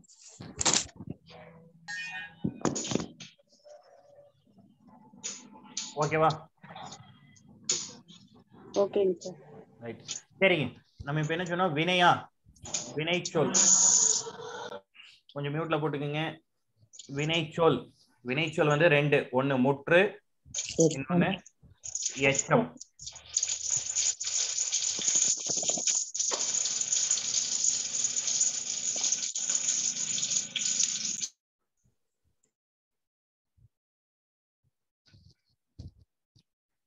ஓகே, ஒன்னு முற்று, இன்னொன்னு எச்சம்.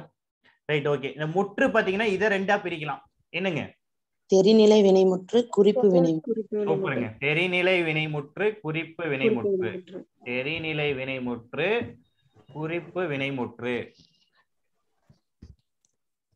குறிப்பு வினைமுற்று. தெரிநிலை வினைமுற்று, குறிப்பு வினைமுற்று. Right, very good, super. எச்சம் தெரிநிலை வினையச்சம், குறிப்பு வினையச்சம். பெயரச்சம், வினையச்சம். பெயரச்சம், வினையச்சம்.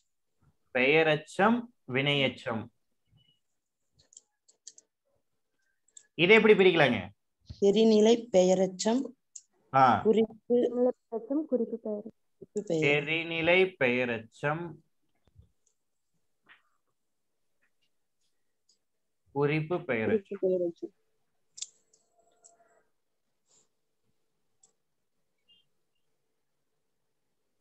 அதே மாதிரி இதை எப்படி பிரிக்கலாங்க? தெரிநிலை வினையச்சம், குறிப்பு வினையச்சம். ஆமாங்க, தெரிநிலை வினையச்சம், குறிப்பு வினையச்சம்.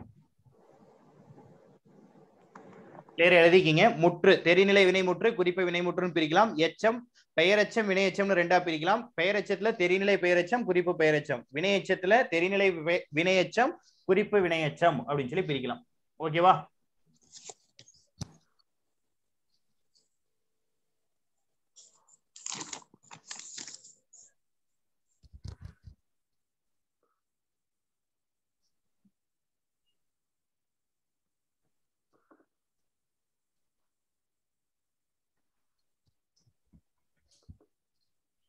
இல்லையாச்சா? Yes sir. Right, okay. சரிங்க. ஃபர்ஸ்ட் தெரிநிலை வினைமுற்று. ஃபர்ஸ்ட் ஒன் தெரிநிலை வினைமுற்று.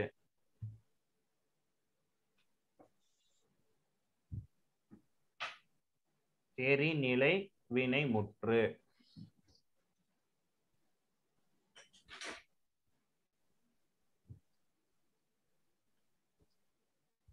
தெரிநிலை வினைமுற்று அப்படின்னா ஒரு 6 விஷயங்கள் இருக்குங்க. செய்பவர், கருவி, நிலம், செயல், காலம், செய்பொருள். இந்த 6 விஷயத்தையும் தெளிவா எக்ஸ்பிளைன் பண்ணுச்சு அப்படின்னா அது தெரிநிலை வினைமுற்று. சரிங்களா? இந்த 6 பொருட்களும் தெளிவாக உணர்த்துவது, வெளிப்படையா உணர்த்துச்சு அப்படின்னா அதுக்கு பேர் என்னங்க? தெரிநிலை வினைமுற்று. ஓகேவா?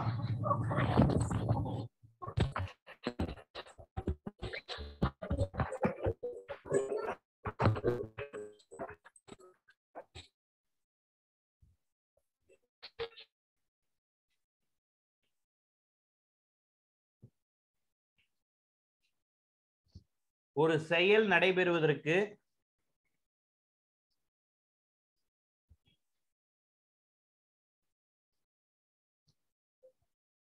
செய்பவர் கருவி நிலம் செயல் காலம் செய்பொருள். செய்பவர் கருவி நிலம் செயல் காலம் செய்பொருள் ஆகிய ஆறும் வெளிப்படுமாறு அமைவது. வெளிப்படுமாறு அமைவது தெரிநிலை வினைமுற்று. தெரிநிலை வினைமுற்று.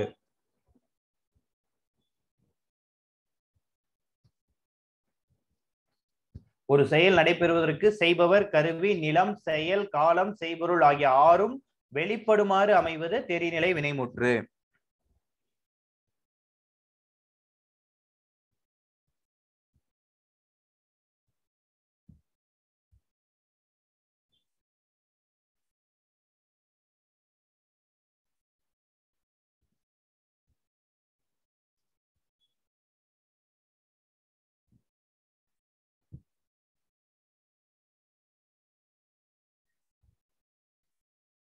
எழுதியாச்சா?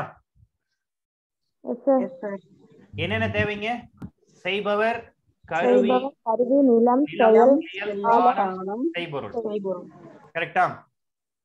S sir. ரைட். சரி, இப்ப நான் பாருங்க ஒரு எக்ஸாம்பிள் கொடுக்குறேன். அதுல இந்த ஆறுமே இருக்கான்னு ஃபர்ஸ்ட் கண்டுபிடிக்கணும். சரிங்களா?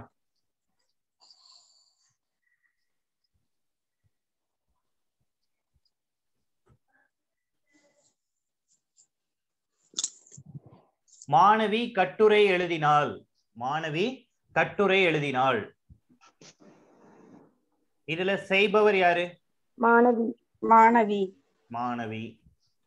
கருவி எழுதுகோல். தாளும் எழுதுகோலும் இல்லையா? கட்டுரை அப்படின்னாலே நம்ம கண்டிப்பா என்ன பண்ணிருப்பாங்க? தாளும் எழுதுகோலும். சார் ஆன்லைன்ல எழுதியிருக்க வாய்ப்பு இல்லையான்னு கேட்காதீங்க, ஏதாவது ஒண்ணு இருக்கும். தாளும் எழுதுகோலும். அடுத்தது நிலம். இருப்பிடம் வகுப்பறை. Very good, super. ஒண்ணா உங்க வீடு அல்லது பள்ளி. கரெக்டா? Yes sir. வீடு அல்லது பள்ளி அவங்க என்ன பண்ணிருப்பாங்க? எழுதியிருப்பாங்க. Right, okay. அடுத்தது செயல். எழுதுதல். எழுதுதல். செயல் வந்து எழுதுதல். காலம் இறந்த காலம். ஏன்னா எழுதினால் கரெக்டுங்களா? அந்த பொண்ணு எழுதிடுச்சு, அதனால இறந்த காலம். அடுத்தது செய்பொருள். கட்டுரை. கட்டுரை. இப்போ இதுல நமக்கு அந்த ஆறு விஷயங்களும் தெளிவா எக்ஸ்பிளைன் பண்ணிருக்காங்களா இதுல இந்த ஒரு சென்டென்ஸ்ல? சோ இதுக்கு பேர் என்ன அப்படின்னு பாத்தீங்கன்னா தெரிநிலை வினைமுற்று. செய்பொருள்னா பெண் தானே சார்? செய்பொருள் என்ன சார் மீனிங்? கட்டுரை. கட்டுரை. அந்த பொண்ணு என்ன பண்ணுது? கட்டுரை தானே எழுதுது. செய்பொருள் எதை செய்யறாங்க? செய்யக்கூடிய பொருள்.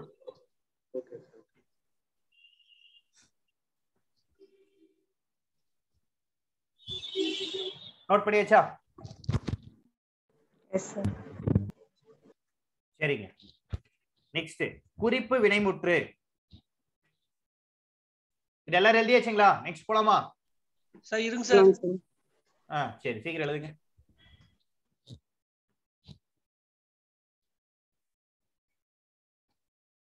எழுதிட்டீங்கன்னா இன்ஃபார்ம் பண்ணுங்க.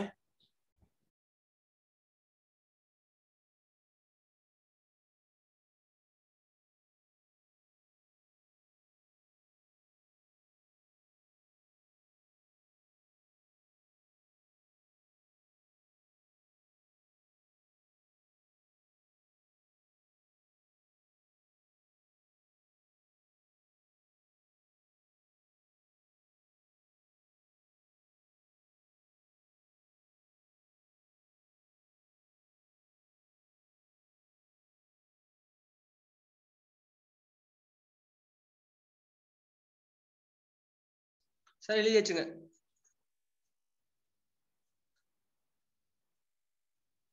சரிங்க, ஓகே. நெக்ஸ்ட் குறிப்பு விடைமுற்று.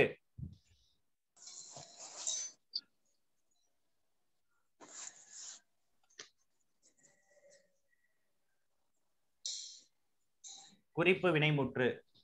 பொருள், இடம், காலம், சினை, குணம், தொழில். இதெல்லாம் ஆல்ரெடி எங்க பார்த்த மாதிரி இருக்கா? சினை பெயர். பொருள், இடம், காலம், சினை, குணம், தொழில் எல்லாமே பெயர் சொல்லின் 6 வகை பார்த்தோமா? அதேதாங்க. ஆகியவற்றுள் ஒன்றினை. பெயர், இடம், காலம், சினை, குணம், தொழில் ஆகியவற்றுள் ஏதேனும் ஒன்றினை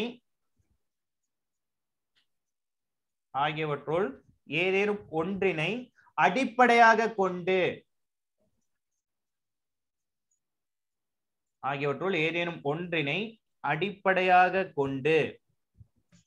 காலத்தை வெளிப்படையாக காட்டாமல்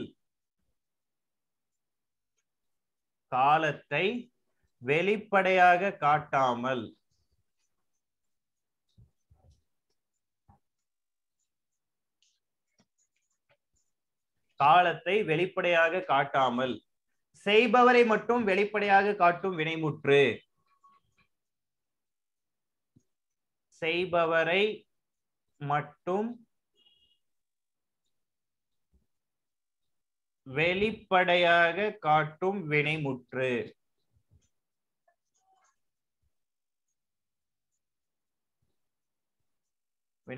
குறிப்பு வினைமுற்று எனப்படும். கரெக்டா?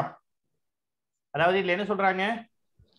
பொருள், இடம், காலம், சினை, குணம், தொழில் இதுல ஏதாவது ஒண்ணு மட்டும் தான் அவங்க மென்ஷன் பண்ணிருப்பாங்க. சரிங்களா? ஏதாவது ஒண்ணு மட்டும் தான் மென்ஷன் ஆயிட்டு வந்திருக்கும். அதுக்கு பேர் என்னங்க? குறிப்பு வினைமுற்று. அதாவது காலத்தை வெளிப்படையா காட்டாது. அது எந்த காலத்துல நடந்தது நம்மளால கண்டுபிடிக்கவே முடியாது. சரிங்களா? மேபி அது யாரு செஞ்சாங்கன்னு கண்டுபிடிக்கலாம், அவ்வளவுதான். ஓகேவா? அதுவும் யாரு செஞ்சாங்க அப்படிங்கிறது எப்படி இருக்கும்னா பொது பெயரா இருக்கும். ஃபார் எக்ஸாம்பிள், இப்போ ஆல்ரெடி நம்ம இந்த எக்ஸாம்பிள் பார்த்திருப்போம். எடுத்துக்காட்டு பொன்னன் எங்க பார்த்தோம்? பொருட்பெயர்ல பார்த்தோமா? பொன்னை உடையவன் பொன்னன் அப்படின்றோமா? இங்க பாருங்க, இதுல என்ன மென்ஷன் ஆயிருக்கு நமக்கு? பொருள், அவன் என்ன வச்சிருக்கான் அப்படிங்கிறது தெரிஞ்சிருக்கு. கரெக்டா? அவன் பொருளை வச்சிருக்கான். சோ பொன்னன். அப்போ அது குறிப்பு வினைமுற்று. சார், அப்போ இது வந்து பொன்னன், இதற்கான இலக்கணத்தை கண்டறிய என்ன பண்றது? கண்டிப்பா 2 ஆப்ஷன் வைக்க மாட்டாங்க. குறிப்பு வினைமுற்றும் அதே மாதிரி பாத்தீங்கன்னா பொருட்பெயரும் கண்டிப்பா இருக்காது. ஓகேவா? அவன் பொன்னன்னு கொடுத்து கேட்டான்னா இது எந்த வகை பெயர்னு கேட்பான். இல்லனா பொன்னன்னு கொடுத்து கேட்டானா இது எந்த வகை வினைமுற்றுன்னு கேட்பான். ஓகேவா? அப்படி இல்லை அப்படின்னா இது எந்த வகையான பெயர் சொல், இது எந்த வகையான வினைச்சொல் அப்படிங்கறது கண்டிப்பா மென்ஷன் ஆயிருக்கும். பொன் அப்படிங்கிறது பொருளை குறிக்கக்கூடியது. கரெக்டா? சோ இதெல்லாம் நமக்கு பொருள் மட்டும்தான் கிளியரா இருக்கு. அதனால இது பேர் என்ன சொல்றோம்? குறிப்பு வினைமுற்று அப்படின்னு சொல்லி சொல்றோம். இப்போ தென்னாட்டவர், இதுல என்ன மென்ஷன் ஆயிருக்குங்க? தென்னாட்டவர் இடம் சொல்லிருக்காங்களா? சோ குறிப்பு வினைமுற்று சொல்லலாமா? ஆதிரையான், காலம், ஆதிரை. ஓகே. நட்சத்திரம் காலம்.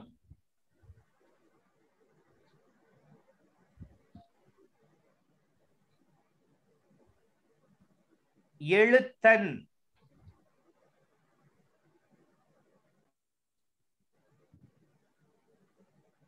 தொழில், எழுதுதல் அப்படிங்கிற தொழிலை குறிக்கக்கூடியது. கரெக்டுங்களா? சோ தொழிலை குறிப்பதால் இதுக்கு என்ன சொல்லலாம்? குறிப்பு வினைமுற்று அப்படின்னு சொல்லி சொல்லலாம். சரிங்களா?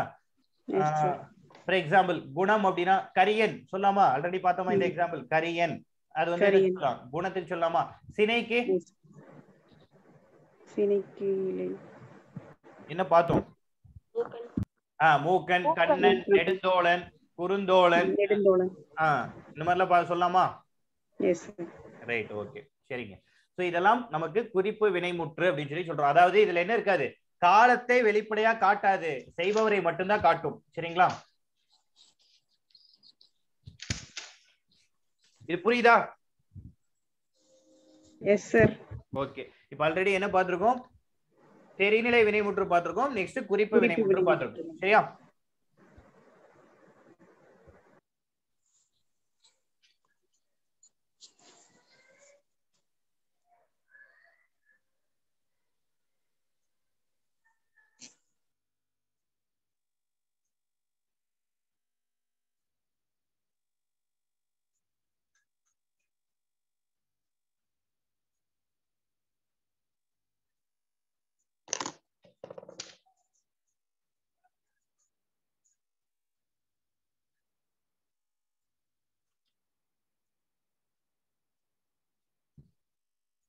சரிங்க, ஓகே. இது வரைக்கும் பார்த்ததுல டவுட்ஸ் இருக்கா? No sir. No sir. உங்களுக்கு நாளைக்கு மோஸ்ட் ப்ராபபிலி கிளாஸ் இருக்கிறதுக்கான வாய்ப்பு இருக்கு. அதுக்கான டீடைல்ஸ் எல்லாமே என்ன பண்ணிடுவாங்கன்னா உங்களுக்கு இன்னைக்கு ஈவினிங்குள்ள டெலிகிராம்ல அப்டேட் பண்ணிடுவாங்க. டெலிகிராம் ஆர் வாட்ஸ்அப்ல அப்டேட் பண்ணிடுவாங்க. அதாவது டைமிங் எல்லாமே வந்துடும். சரிங்களா? அதுவும் ஆன்லைன்ல தான் இருக்கும். பட் நாளைக்கு எல்லாருமே கனெக்ட் ஆக முடியும். சரிங்களா? ஏன்னா இன்னைக்கு 3 மணிக்கு அது வந்து அப்டேட் ஆயிடும். ஸோ நாளைக்கு வந்து எல்லாருமே ஜூம் மீட்டிங்ல கனெக்ட் ஆக முடியும். ஓகேவா? ஸோ இன்கேஸ் இன்னைக்கு வராதவங்க யாராவது கேட்டாங்க அப்படின்னா கூட அவங்க கிட்ட சொல்லிடுங்க, நாளைக்கு பாசிபிலிட்டிஸ் இருக்கு, எல்லாருமே கனெக்ட் ஆகலாம், ஸோ கனெக்ட் ஆகிக்கிங்கன்னு சொல்லிடுங்க. ஒன்று. அடுத்தது, இன்கேஸ் உங்க ஃப்ரெண்ட்ஸ் யாராவது வரல அப்படின்னா அவங்களுக்கு நீங்க இதை வச்சு சொல்லி கொடுங்க. ஒன்று இல்லை அப்படின்னா இந்த வீடியோ வந்து யூடியூப்ல அப்லோட் ஆயிருக்கும். சரிங்களா? அதையும் பார்க்க சொல்லுங்க. ஏன்னா இன்னைக்கு வந்து 100 பேர் மட்டும் தான் அட்டன் பண்ண முடியும். ரிமைனிங் யாருமே அட்டன் பண்ண முடியாத சுச்சுவேஷன் வந்தது. ஸோ அதனால இந்த ப்ராப்ளம். ஓகேவா? நாளைக்கு அது ரெக்டிஃபை ஆயிடும். அதனால இன்னைக்கு கிளாஸ் வந்து 1.5 ஹவர்ஸ்ல முடிச்சிடலாம். ரிமைனிங் நாளைக்கு வந்து கண்டினியூ பண்ணிக்கலாம். சரியா? ஓகே ஓகேங்க. Thank you. Thank you sir. Thank you sir. Thank you sir. Thank you. Thank you sir. Thank you sir. By thank you sir. Sir. Thank you.